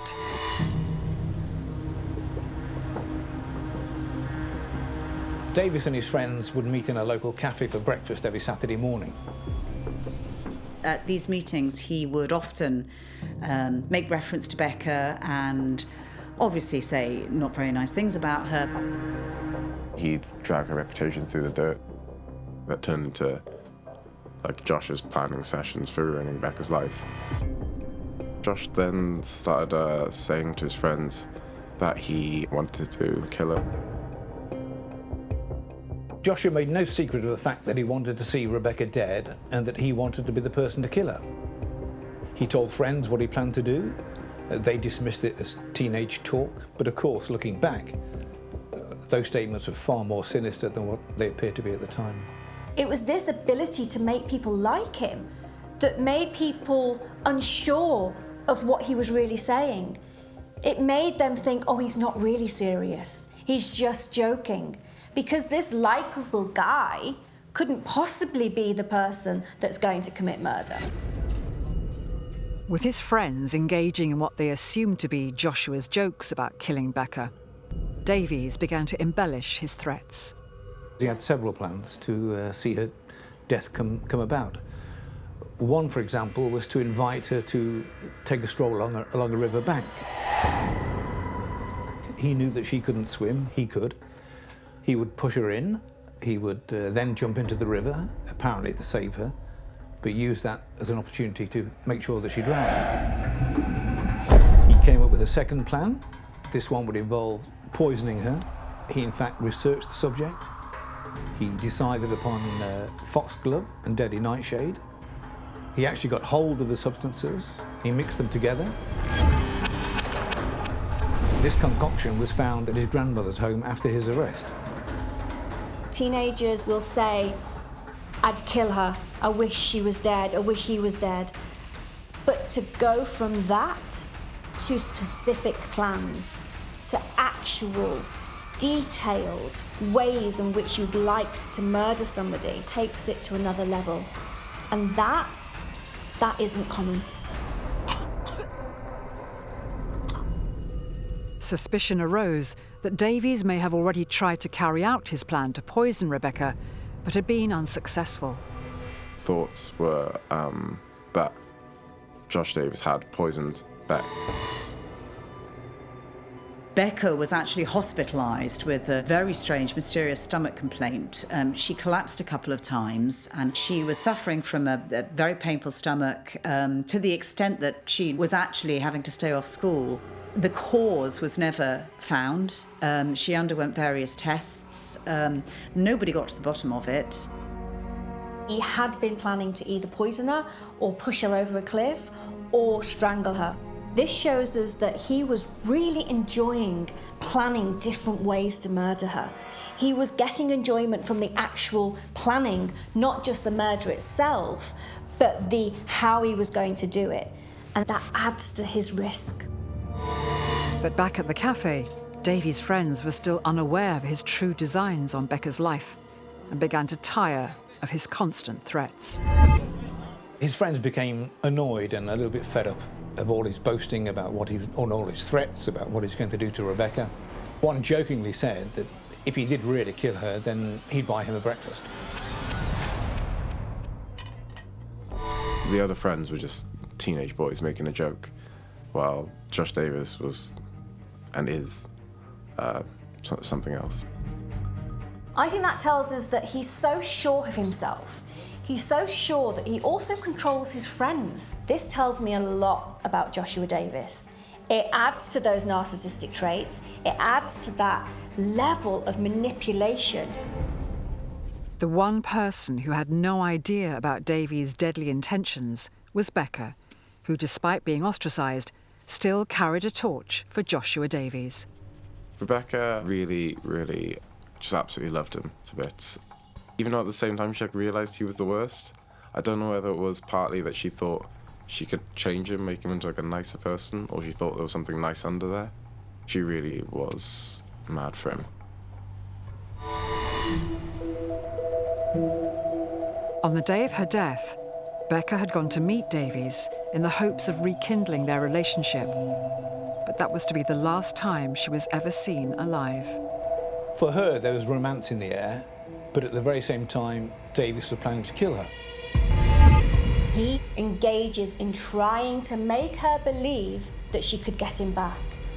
And that is what is really chilling about his personality.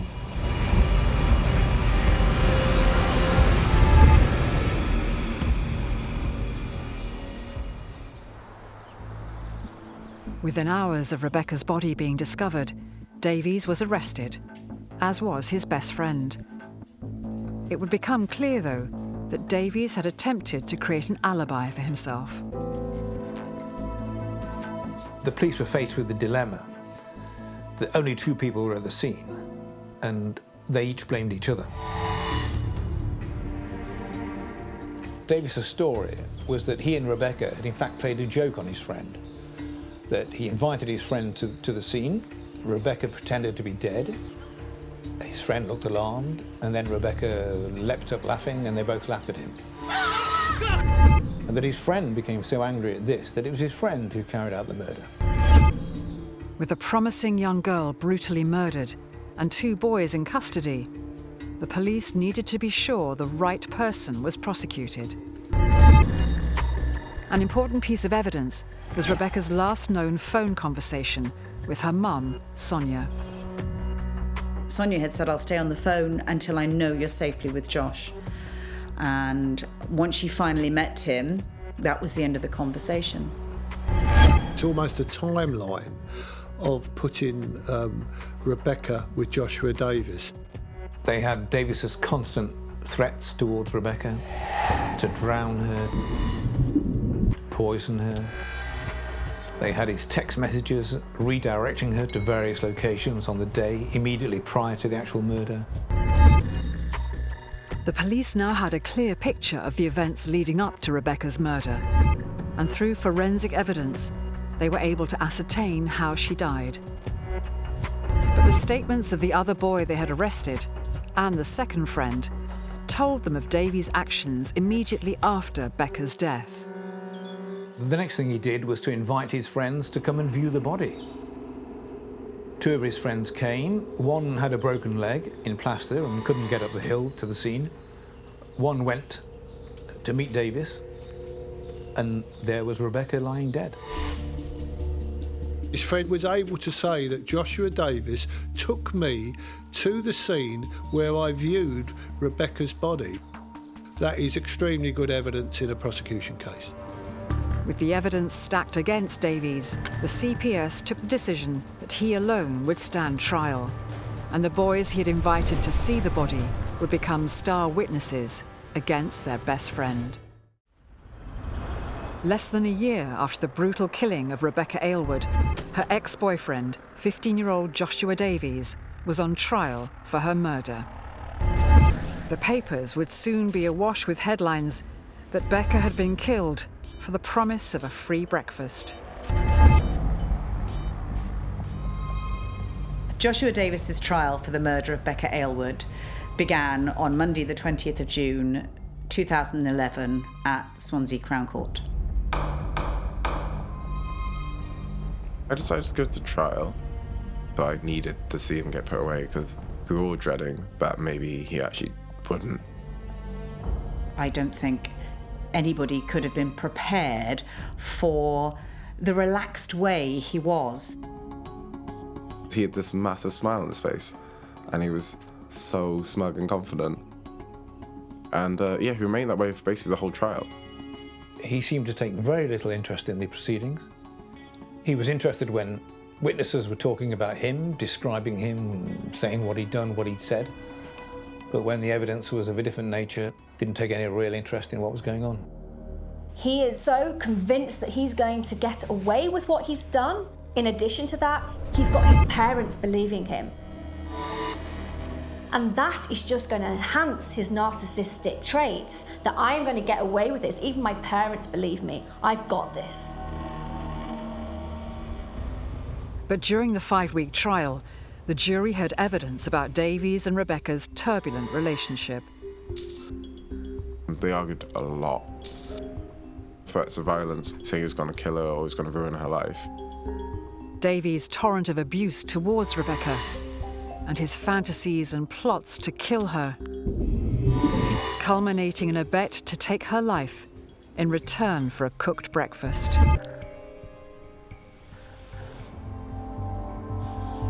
It was also well established that Davies was the last known person to see Becca alive. But why hadn't he met her where he said he would? As the trial progressed, as the police managed to establish that there was method in his madness, he had devised a route that meant avoiding CCTV cameras, basically, to get her away to the woods on his own without being seen. It also appeared that Davies had a backup plan in the event that Becca was seen in person, and astoundingly, it involved the other boy Becca had briefly dated. One of the areas was outside the other Josh's house, and then he could say, yeah, she'd actually gone there. The prosecution submitted forensic evidence, which proved that sometime after Davies did eventually meet up with Becca, he smashed her skull in with a rock. The prosecution were also able to obtain copies of text message conversations between Davies and his friends. Josh, what would you do if I actually did kill her? Oh, I'd buy you breakfast, mate. Josh, don't say anything, but you may just owe me breakfast. Best text I've ever had, mate. Seriously, if it is true, I'm happy to buy you breakfast. Josh, I hope by then it will be done and dusted. I want all the details, smiley face. Josh, large breakfast with extras of everything. Sick boy.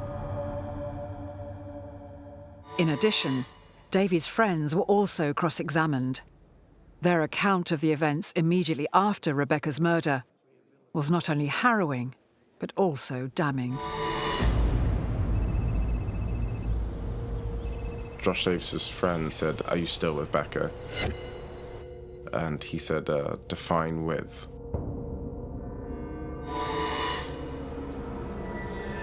That statement of define with, that shows that he's enjoying the moment. He's not regretting what he's just done. He's reveling in the fact that he's just taken somebody's life. And in a 15-year-old boy, that is really shocking.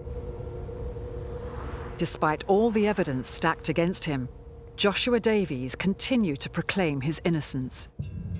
His friend's presence at the scene became vital to Davies' defence, and throughout the trial he maintained that it was this friend who had committed the murder. Joshua Davies actually tried to implicate the boy by actually taking him to the scene, so therefore he was at scene. By saying to him, do you want to touch the hood? That would have actually, if you like, would have left forensic evidence on Rebecca. I think that was quite a deliberate, callous act, really. However, the boys that Davies had invited to the scene instead testified against him, and Joshua Davies' plan to pin Rebecca's murder on his friend backfired. He obviously believed that they would keep his secret. So when they actually informed the police, when they testified against him, this would have really angered Joshua. Davies' former friends were also able to tell the court what had happened on the evening of Rebecca's death. The same evening she had gone missing.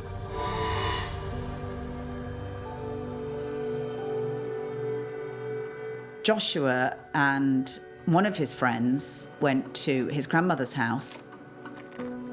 He changed his clothes. They then sat down and watched a very violent movie, which they also popped on Facebook as a status update. I imagine it was designed to make everything look normal. It's really concerning that after the murder, Joshua Davies, as well as his friends, were able to act as if nothing had happened. Were his friends terrified? Were they scared of what he would do? Or did they still not believe the absolute horror of it? I think his friends were probably in a state of shock, and that's evidenced by the fact that one of them did go home later and inform his parents what had happened. During that evening, Davies received a call from Rebecca's mother, who by now was becoming increasingly worried about her whereabouts. He pretended that he hadn't met Rebecca. He sent her text messages asking where she was, saying that people were concerned about her. He was already putting in place almost an alibi. In a further attempt to bolster his alibi, Davies posted yet another update on social media. By expressing sympathy to Sonia on Facebook, Joshua is demonstrating that he is continuing to try and deflect suspicion away from himself. And he's also continuing with his enjoyment. He enjoyed the preparation. He seemed to enjoy the act itself. He enjoyed the aftermath, showing off to his friends. And now he's publicly expressing sympathy to Sonia, knowing what he's done. He's playing with Sonia. This is a very callous, devious, controlling individual. And I suppose what we should all look at ourselves about is this is a 15-year-old boy who technically has got his life before him, yet he's acting in such a cold and callous way. And maybe we should ask, where did it go wrong? At the end of the 5-week trial, in his summing up, the judge described Davies as devious, calculating and controlling, and that he'd shown no remorse. After 4 days of deliberation, the jury decided on a guilty verdict. When the verdict of guilty was returned, there was a lot of emotion in the court from Rebecca's family, from Davies's family. What there wasn't was any emotion from Davies himself. Joshua Davies was sentenced to life imprisonment with a minimum term of 14 years. But even after his conviction, it still remained unclear why he murdered Rebecca. I think that she saw through him, and because that was so wildly at odds with his own version of himself, she had to die by his hand, violently. Rebecca seems to be the only person that stood up to Joshua, and I think with his personality, his controlling personality that wanted people to adore him, he wouldn't have liked this. And that ultimate sense of control was taking her life. For 8 years, Joshua Davies continued to deny any culpability and maintained that it was his friend who killed Rebecca. It was one thing to have killed Becca, but to have flatly denied having had anything to do with her murder was just adding more pain to already unbearable pain. But in October 2018, without ceremony or warning, Joshua Davies finally confessed. He confessed to prison officers that it was in fact him. I can't imagine the trauma that must have heaped upon Sonia and the rest of the family. It's almost like they would have to relive it again. But rather than an act of remorse, could this be yet another calculated manoeuvre?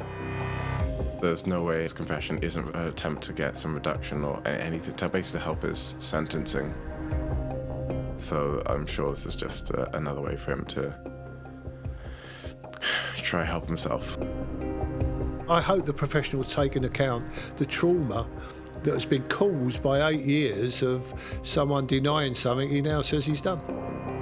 He is still refusing to say why he killed Rebecca. And for me, that, in this case, is a sign of his continued control. So he's refusing to give the family that information. It's yet to be decided when or if Davies will ever be released from prison. But could there have been anything to prevent him committing the violent, malicious murder of Rebecca Aylward in the first place?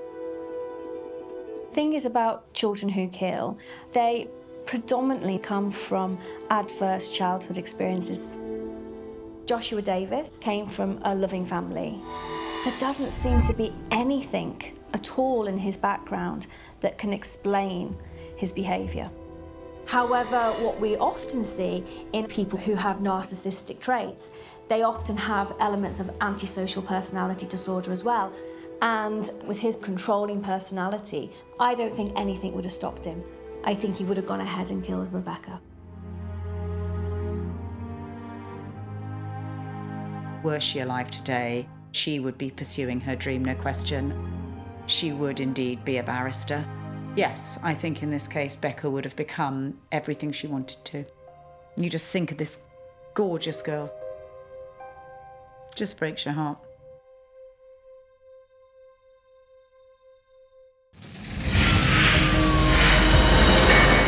They should be the most innocent members of society.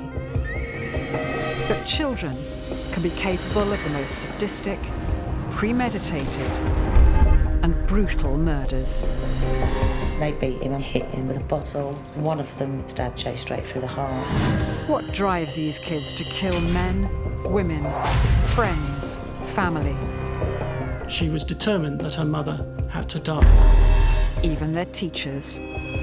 This was the first occasion upon which a teacher had been killed in class in the course of conducting a lesson. Could they be born evil? He did have a weird, dark sense of humour. He was a little bit different to most of the other kids.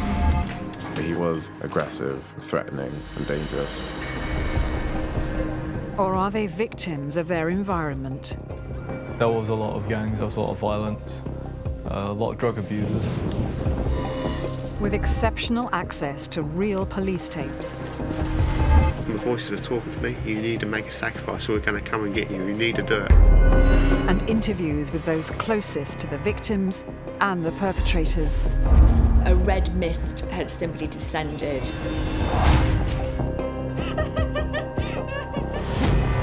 We reveal what made them such savage killers.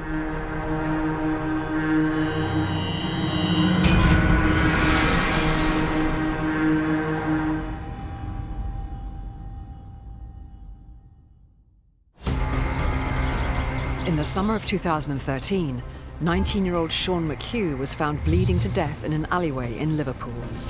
Did you destroy our lives? He'd been chased into a laundrette and cornered in the back room. And it was 6.5 minutes of sheer terror. Where he was fatally stabbed by a gang of 5 teenage boys, deemed by the media as baby-faced killers. Now, what exactly happened behind that door, I don't think we'll ever know. Led by their 19-year-old ringleader, some of these boys were as young as 13 years old. In my 26 years, this is the only time that I've dealt with a murder that's involved people charged with a murder under the age of 16. With the CCTV released to the police, the boys were quickly arrested. Even at trial, they appeared totally unfazed by the seriousness of their crime. Their only remorse was that they got caught. What turned these young individuals into a marauding mob out for blood?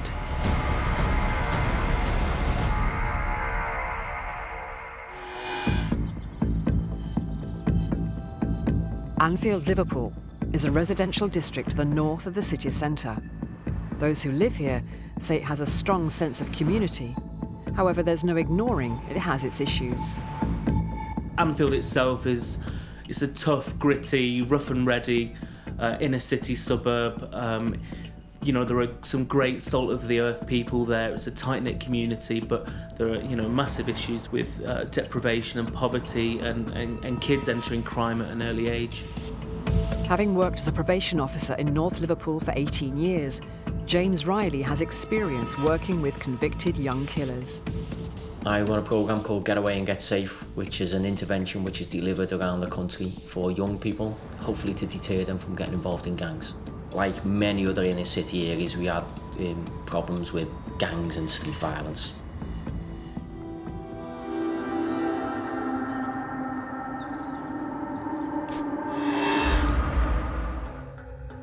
Sean McHugh was a 19-year-old boy from the neighbouring suburb of Walton. With a job as an apprentice bricklayer, he lived with his girlfriend close to Anfield. But on the 30th of September 2013, what should have been a mundane evening for Sean in and around the local area turned into a living nightmare. Sean and his friend Joshua Williams were on Priory Road to do some laundry. He wanted to wash his and his girlfriend's clothes, and they gone to the Liver laundrette to do that. He didn't realise that it probably took 30 to 45 minutes for the wash cycle to take place, so decided to walk with his friend Josh round to the local stores round the corner. Whilst there, he was confronted by or bumped into the lane heads, as they called themselves. They were a group of young kids who were involved in relatively low-level antisocial behaviour. A bit of verbals were exchanged. The group actually basically said to Sean, what were they doing around there? It wasn't his area. Both the lads knew something bad was going to happen, so they ran. The victim ran in to a local laundrette, being pursued by a number of males. He was split up from his friend at the time, who ran in another direction. Sean ran into the back room, but not before he'd handed a phone to a person working there, telling her, call the police. Emergency. Please to the Liver laundrette on Priory Road. Someone just run in and blocked the doors in the office, and there's someone outside in the shop hall kicking the door in. One of the members of the gang even threw down some detergent so that if he tried to get away, he'd slip up and fall over and make him an easier prey. Before they actually began the chase, some of the group went and recovered some weapons from the cinder path, which was very close to the shop. They then took out this antique sword stick, this cane sword, and went back to the laundrette. There was one man in the laundrette who was doing his washing, who later said that he tried to act like he was the manager of the laundrette in the hope that these youths would scarp her. The boys took no notice of him, so that in itself shows an intention. You look at the CCTV, they're running around him, and to his credit, he stays there as long as he can, but I think he must have feared for his own safety and leaves. The police had already been alerted to this point, and the gang knew that, so their mission was all the more urgent: break through that door. As soon as the door had been forced into the staff area, Sean then managed to escape out of the rear of the premises into the alleyway. Members of the gang followed him into the alleyway where, Sean stumbled, fell to the floor, and one member of the group, which member we don't know, used the sword stick and stabbed Sean through his left leg, went in to a depth of approximately 11 centimetres and severed his femoral artery.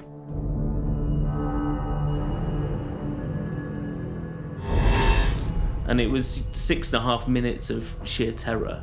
What must have been going through his head, knowing that he was trapped like that and that there were these yobs armed trying to get at him, God only knows. It's difficult to comprehend how much fear Sean McHugh would have been in when faced with that mob.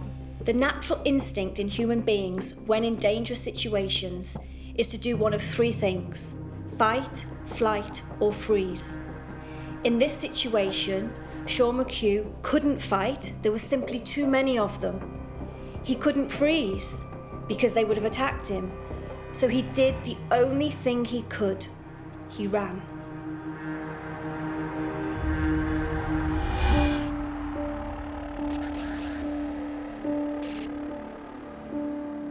Sean was found bleeding really heavily in the back of the laundrette, and a member of the public tried his best to stem the bleeding. Having lost too much blood, Sean McHugh died in hospital 4 days after the attack. This was a shocking crime for Liverpool, as it would be for any city.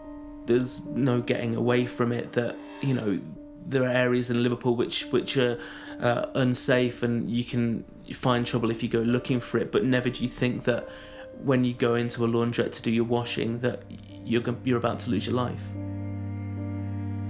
He was someone's son. He was someone's brother. He was someone's best friend.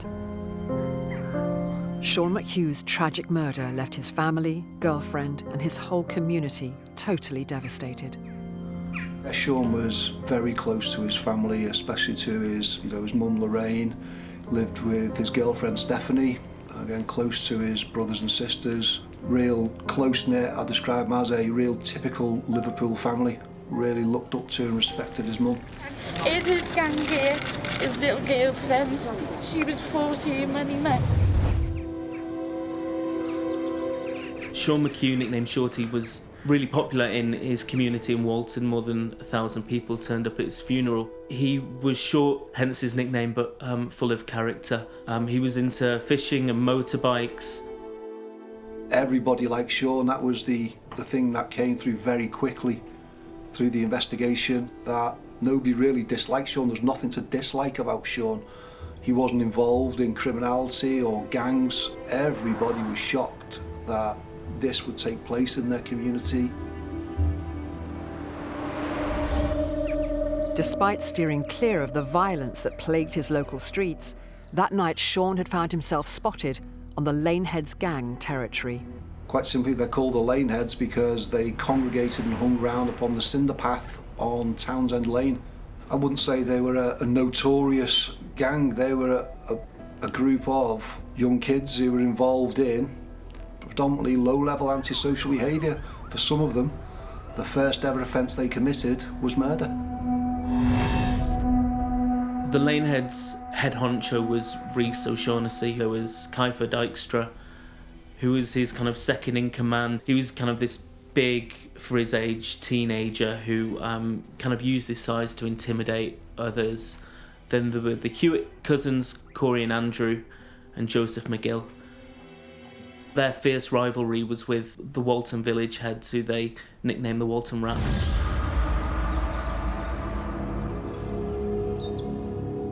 The people that Sean would hang out with in Walton would have been members of the Walton village heads. They would have known people who were members of the Walton village heads. And because of that, the Lane heads would have known that Sean was affiliated to them. Several months before the attack on Sean, Kiefer Dykstra got stabbed during a fight with members of the Walton village heads. And when the opportunity arose, they'd set out to avenge that stabbing. So when they saw him in Priory Road, given 2.5 months earlier when Kiefer Dykstra had been stabbed in the chest by somebody linked to the Walton village heads, that's why he was targeted for reprisal. The only reason he was attacked was because he come from Walton, so he was picked on merely because of his postcode. What's critical in this case is that Sean McHugh, unfortunately for him, was in the wrong place at the wrong time. It was not planned. I don't think they saw Sean McHugh as another human being. They saw him as an object. I think they saw him as a symbol of the opposing group from another area, and they were attacking him because of what he represented in their eyes. That one of them had been stabbed by another group in a different geographical area, and they wanted to take revenge.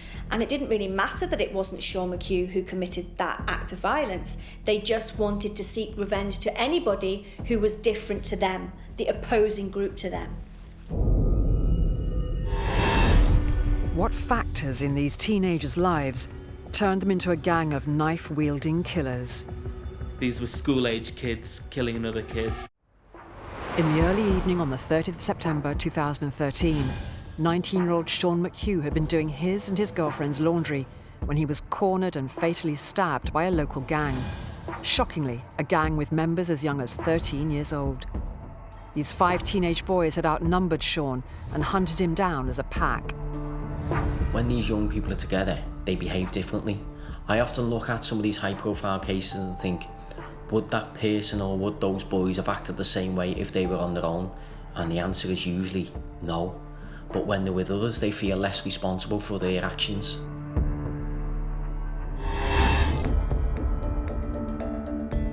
When I examine the CCTV, it's particularly horrifying to watch. What we see here is a pack mentality going towards the door, determined to break down that door to commit harm to Sean. In a pack mentality, it's a group situation. And in that group, the individuals lose their own singular identity and they take on the identity of the group, acting for one thing. And in this case, the group's identity was about committing harm, was about being violent. Some people describe it as, being like animals on a hunt. I would sometimes describe them just as simply being like sheep and following one another. With more than one suspect to track down, and in a climate where there was fear of reprisals for talking, the police had a daunting task ahead of them. In Anfield, after the killing in the days after, graffiti started to emerge. Snitches get stitches, and FTM, which means fuck the Matrix. The Matrix is the police's kind of anti-gang unit. There is an attitude amongst the gangs that, the Matrix are the enemy.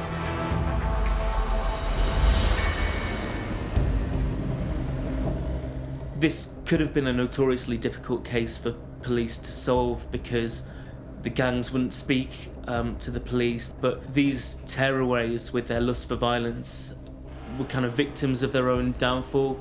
They caught themselves by posting messages on Facebook and sending text messages, just hours after the event.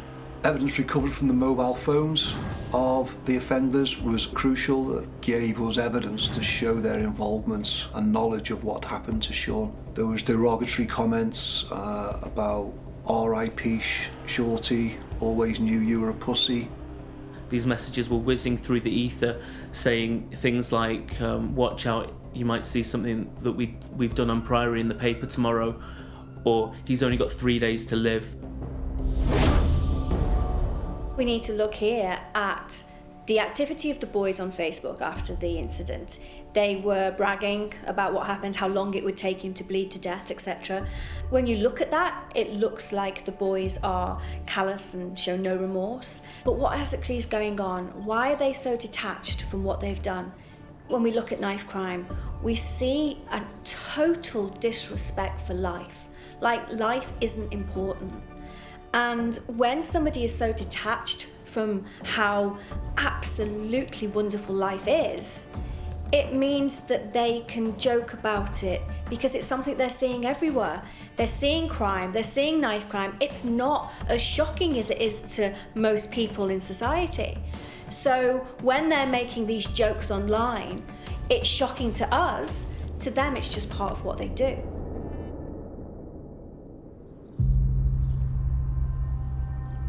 After their gloating on social media and having been identified on the CCTV, the police were able to quickly arrest the members of the Lanehead gang. And it soon came to light that these teens were local troublemakers. The leader of the gang was Rhys O'Shaughnessy. He was 19 years of age. He was almost this Pied Piper who kind of led this merry band of marauding yobs who were aged as young as 13, in Anfield along Priory Road. They would do his bidding. They were known to the local policing teams, so some of our uniformed colleagues did know them, because again, they were just involved really in low-level antisocial behaviour in the area, causing a nuisance really.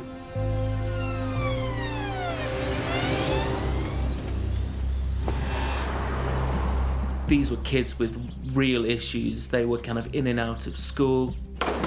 They bunked off all the time. They were hanging around late at night and causing misery for the community. When they would go to school, they'd finish and kind of loiter around on street corners, intimidating others, a general catalogue of antisocial behaviour. When I'm looking at the profile of the boys involved here, we see a pattern of poverty. They all come from what we call vulnerable locations, areas that have high crime, high unemployment. They were in trouble with the police, they were often not in school, they were getting into lots of trouble in the local area. And what that tells me is that there must have been some lack of boundaries in these young boys' lives. With few boundaries at home, and having been assessed as having very low IQs, the boys struggled to fit into conventional schooling and turned to the streets. They were all in alternative education provisions. The majority had been excluded from mainstream school. Some of them had problematic family lives. A number of them struggled at school, they were persistently absent from school. The boys had low intelligence and poor cognitive ability. And what that means is that they would be more easily led, less able to make sensible decisions, and less aware of the consequences of their actions. And in the case of Corey Hewitt, he had an IQ of 69 that puts him in the very low category of intelligence. So he actually had a mental age of about a 6 or 7 year old. So for him to understand the consequences of what he's doing is really difficult. He's in a situation where he's going along with the group activity and he has this low IQ and he almost isn't aware of the consequences of what he is about to do. What led these 4 young teenagers to follow and look up to a 19-year-old and become part of his gang? They entered gangs as a way to belong to a kind of fraternity. They weren't necessarily involved in drug dealing. It was being part of a gang, sticking up for your turf and, you know, dispensing violence and threats on people from rival gangs who would come onto your territory. There's a whole host of reasons why young people will get involved in gangs. Maybe being excluded from school, being on the streets, having no purpose, no identity, time on their hands, nothing better to do. The gang gave them that sense of belonging, sense of group, sense of purpose that maybe they didn't get through schooling or at home. Some of these young people just simply lacked a positive male role model. Sadly, they found that role model on the streets, someone they thought was a friend, someone they thought cared about them, but actually they're just about to be used.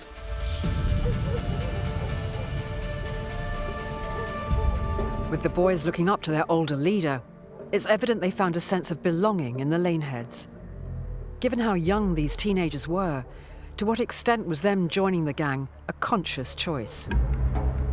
I think sometimes we can be slightly naive with gangs. I think that if you're a young person living on a housing estate and a gang is on that housing estate, there are kids that would tell you that if you're not part of the gang, you must be against that gang, and therefore that gang will turn on you.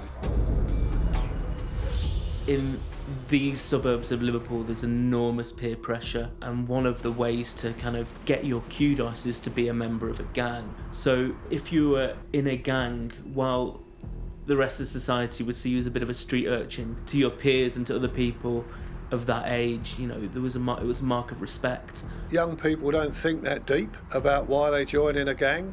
You know, they might be a group of friends that they know, they might be a group of friends that they've born and been brought up with.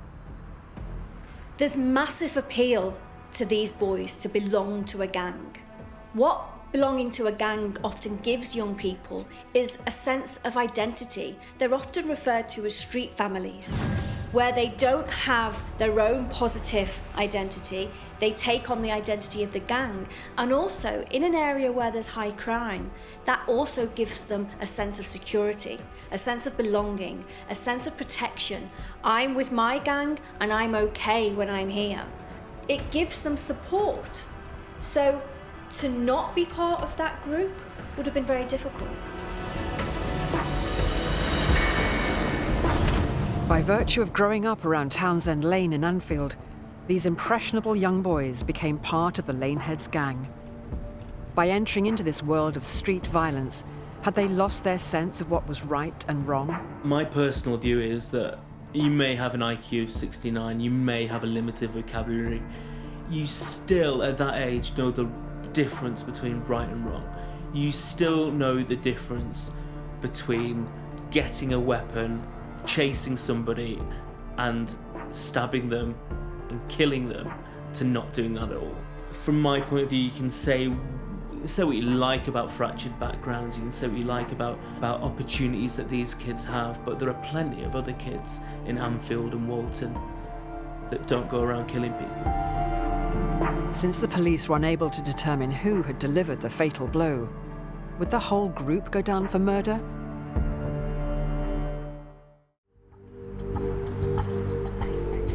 In September 2013, Sean McHugh from Walton, Liverpool, was stabbed simply for being on a rival gang's turf, despite never having been involved in a gang himself. The suspects were all identified and arrested within 24 hours of the attack.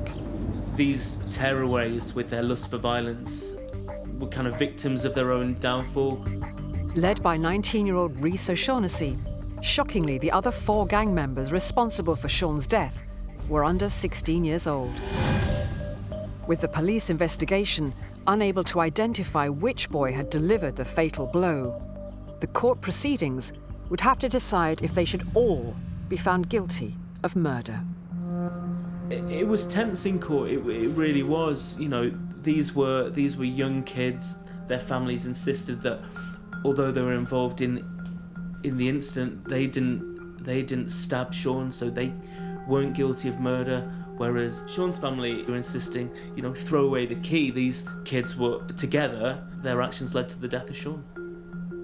Everybody involved in this were charged with the murder of Sean McHugh.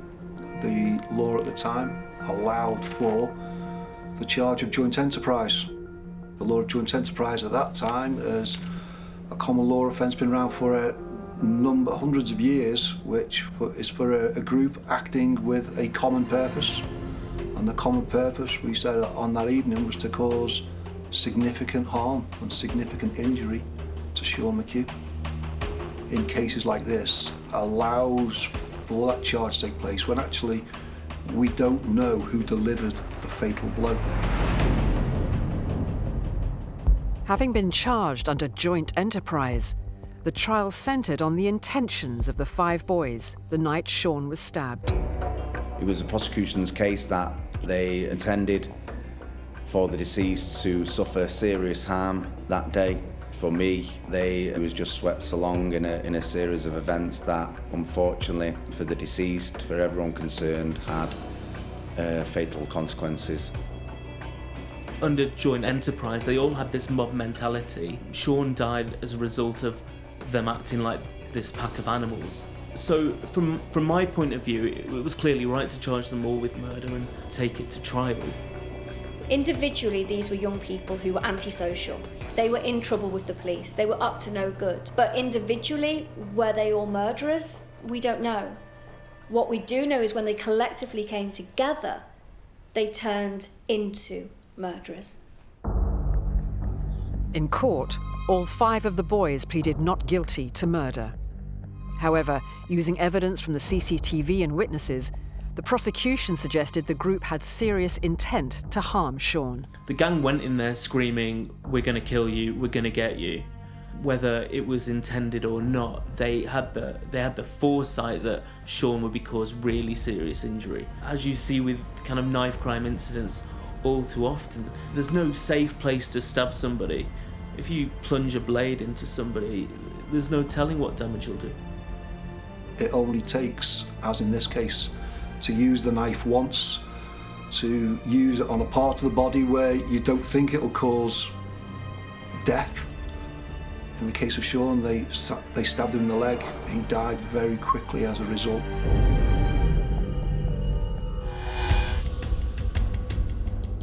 The moment that they all knew that at least 2 of their members were armed, that was when, in fact, joint enterprise came in.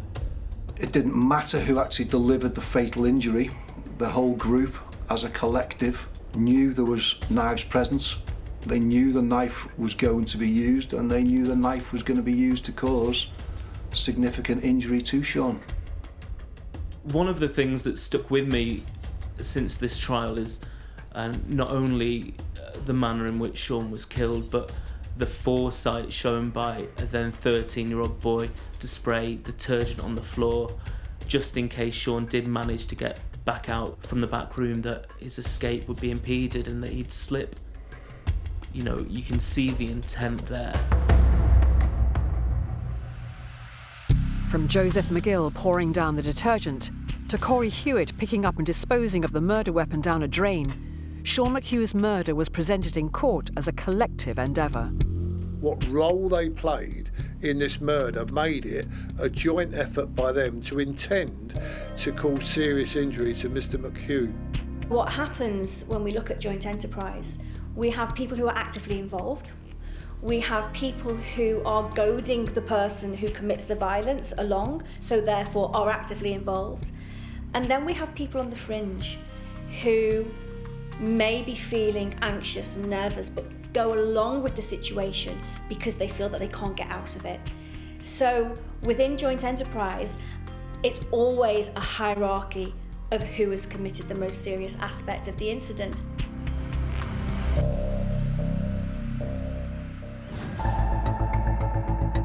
Despite being on trial for murder, the boys never seemed to gauge the seriousness of what was unfolding in court.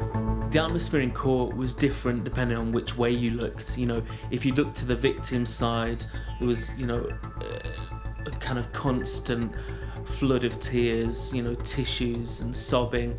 And then if you looked to the defendants, it was like they were on holiday. They were laughing and joking and smirking. They were tossing paper at one another. One of the boys who was on bail was actually remanded into custody during the trial because of his conduct. Their true age kind of shone through throughout the court process. They were misbehaving within the dock. For me, they just didn't take that whole process, the whole trial, as serious as it was for them and for the Justice for Shaw and his family. What do you think about the conduct of these boys during the trial when they were clearly showing no respect for the court? They were just laughing at us. Smirking all the time and wouldn't give up. Had to leave the cause.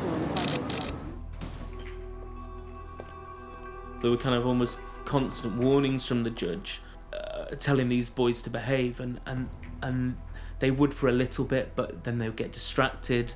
One would laugh, which would set off the other. And it got to a point where Judge Goldstone just thought, well, you know, the jury can see this, they can see how you're acting, so we're just going to carry on. You know, behave as you will, we've got a trial to crack on with. With all of the boys being so young, and 3 of them suffering from ADHD, sitting together in the dock proved problematic. One of the boys who suffered from ADHD was 14-year-old Kiefer Dijkstra. The more that I dealt with Kiefer, that I realised just how severe that condition was in his case. His concentration clearly went out the window. He would make inappropriate remarks at inappropriate times. I would not deem it as behaviour that you would not expect outside the classroom. It was obviously young boys put in a very adult situation. Looking at their behaviour, is it disrespectful? Yes. Is it a sign of how antisocial they are? Yes. But I also think it shows how they've got absolutely no respect for the law, and that's something we see in cases like this. They've got no respect for authorities. But then I think we also have to consider some of the factors involved here. We know at least 3 of them have got ADHD. We know that they've got problems with cognitive reasoning, which means that they would struggle to retain information, would struggle to understand information, and would struggle to remember what is being said, which means they then get distracted. In addition, the fact that they were all together, they're continuing with the bravado, the act, look, I'm hard, this isn't bothering me, I don't care about the system. That's why we saw the behaviour we saw in court. You could say that, okay, they had low intelligence, their IQ was low. Did they understand the gravity of what they'd done? Or was this a front? Were they putting on a show to go, you know, we're hard, we're tough, the big I ams, and you know, we don't care what you do to us? And my view is that it falls on the latter. They understood what was going on in court, they understood what they were up for. I think to a large part they enjoyed being there. They didn't like the result, but they certainly liked being the centre of attention. With the boys acting up in full view of the jury, was their behaviour the result of an inability to understand the consequences of the crime? Or did they simply not care that they were on trial for murder?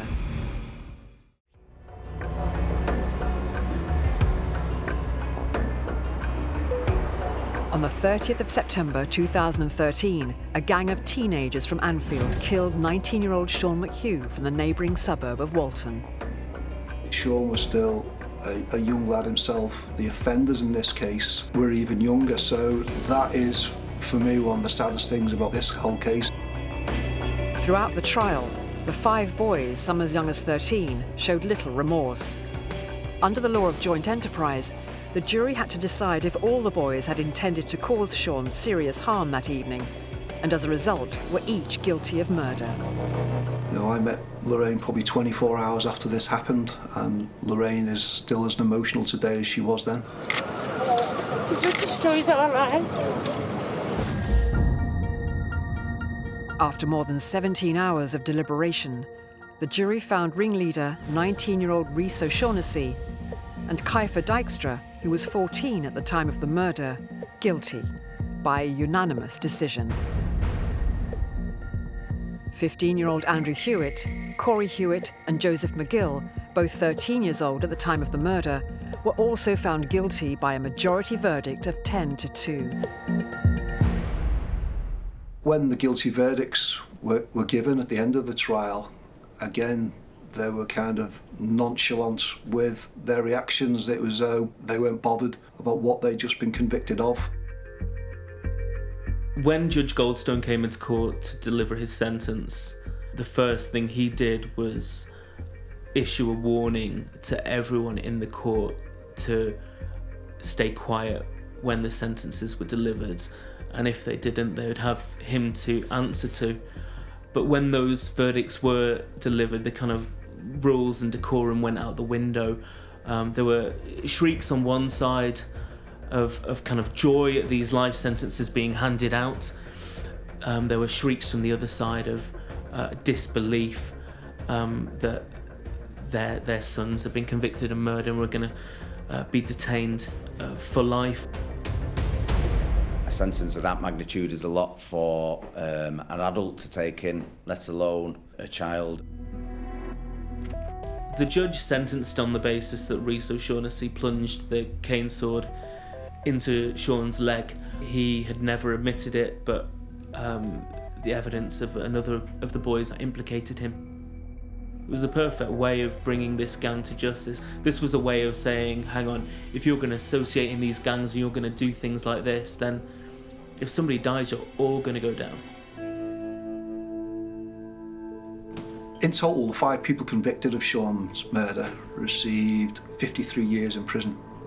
The shortest sentence was 6 years, and the longest sentence of 18 years was given to the oldest member of the group.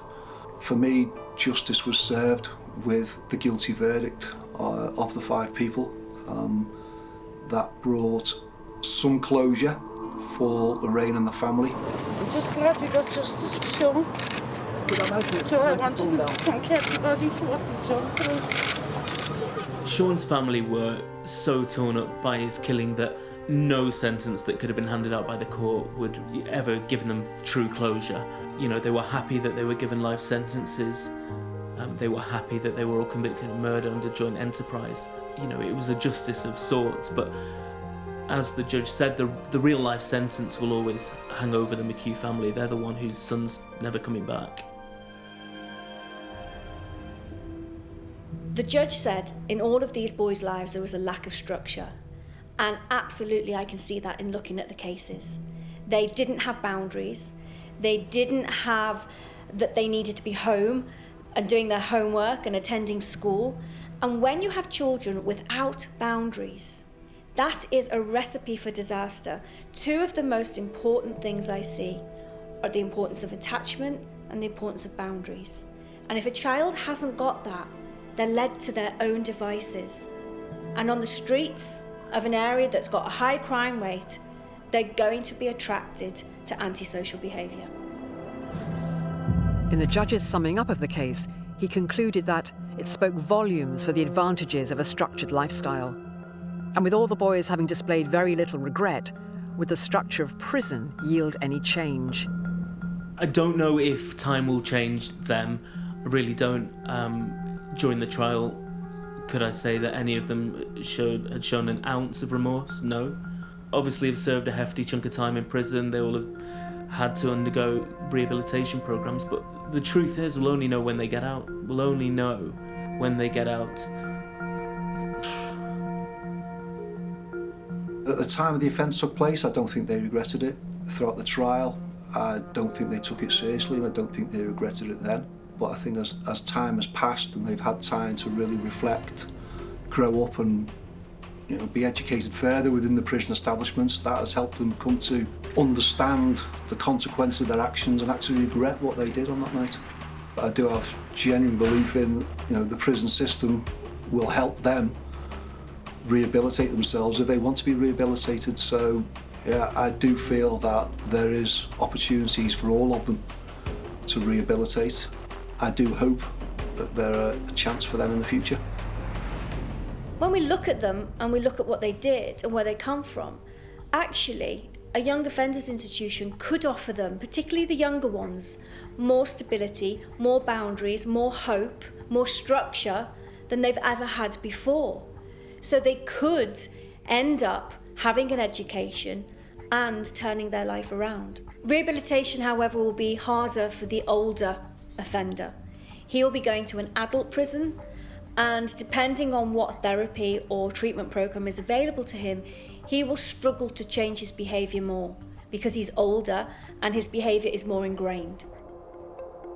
In the judge's sentencing remarks, he described the boys' involvement with knives as part of their way of life. Had they never been drawn into street violence, Sean would still be alive, and it is a problem that continues today. I think if you fast forward to now, the UK is gripped by a knife crime epidemic. This is 6 years later and there are still kids walking around with knives. They're not afraid to use them. They say they have them for protection. It's not a defence. So you look back at 6 years ago and you go, well, how much has really changed? The answer's not a lot. Has the problem got worse? Probably. We need to completely rethink our outlook to knife crime. We should have learnt more, really, from what happened to Sean. We should have got tougher then, and we really need to get tougher now. People do not think of the consequences of arming themselves with a knife. If you take a knife out, you are more likely to use a knife. On this occasion, they arm themselves with a knife with the intention to use it without thinking of the actual fatal consequences of what happened to Sean. With the problem of knife crime deemed to be endemic in the UK, how could Sean's murder have been prevented? And what can be done to stop young people being drawn into this way of life? Young people are carrying knives nowadays because they think many other young people are carrying knives. There's a very small minority of people carrying knives, that's been proven. Young people should never be in a position where they think carrying a weapon, any weapon at all, makes them safer. Because in a moment of madness, they could use that weapon. And lives will be changed forever. If you don't give someone hope, and if you can't make life exciting, give them exciting opportunities, they have less choices. And I think that's our problem with young people. These boys were living a life with no hope, with no opportunity. Their life was the streets. And because they had no hope, that led to them having little respect for life. Because what is life? Life wasn't giving them anything. So to take a life was no big deal.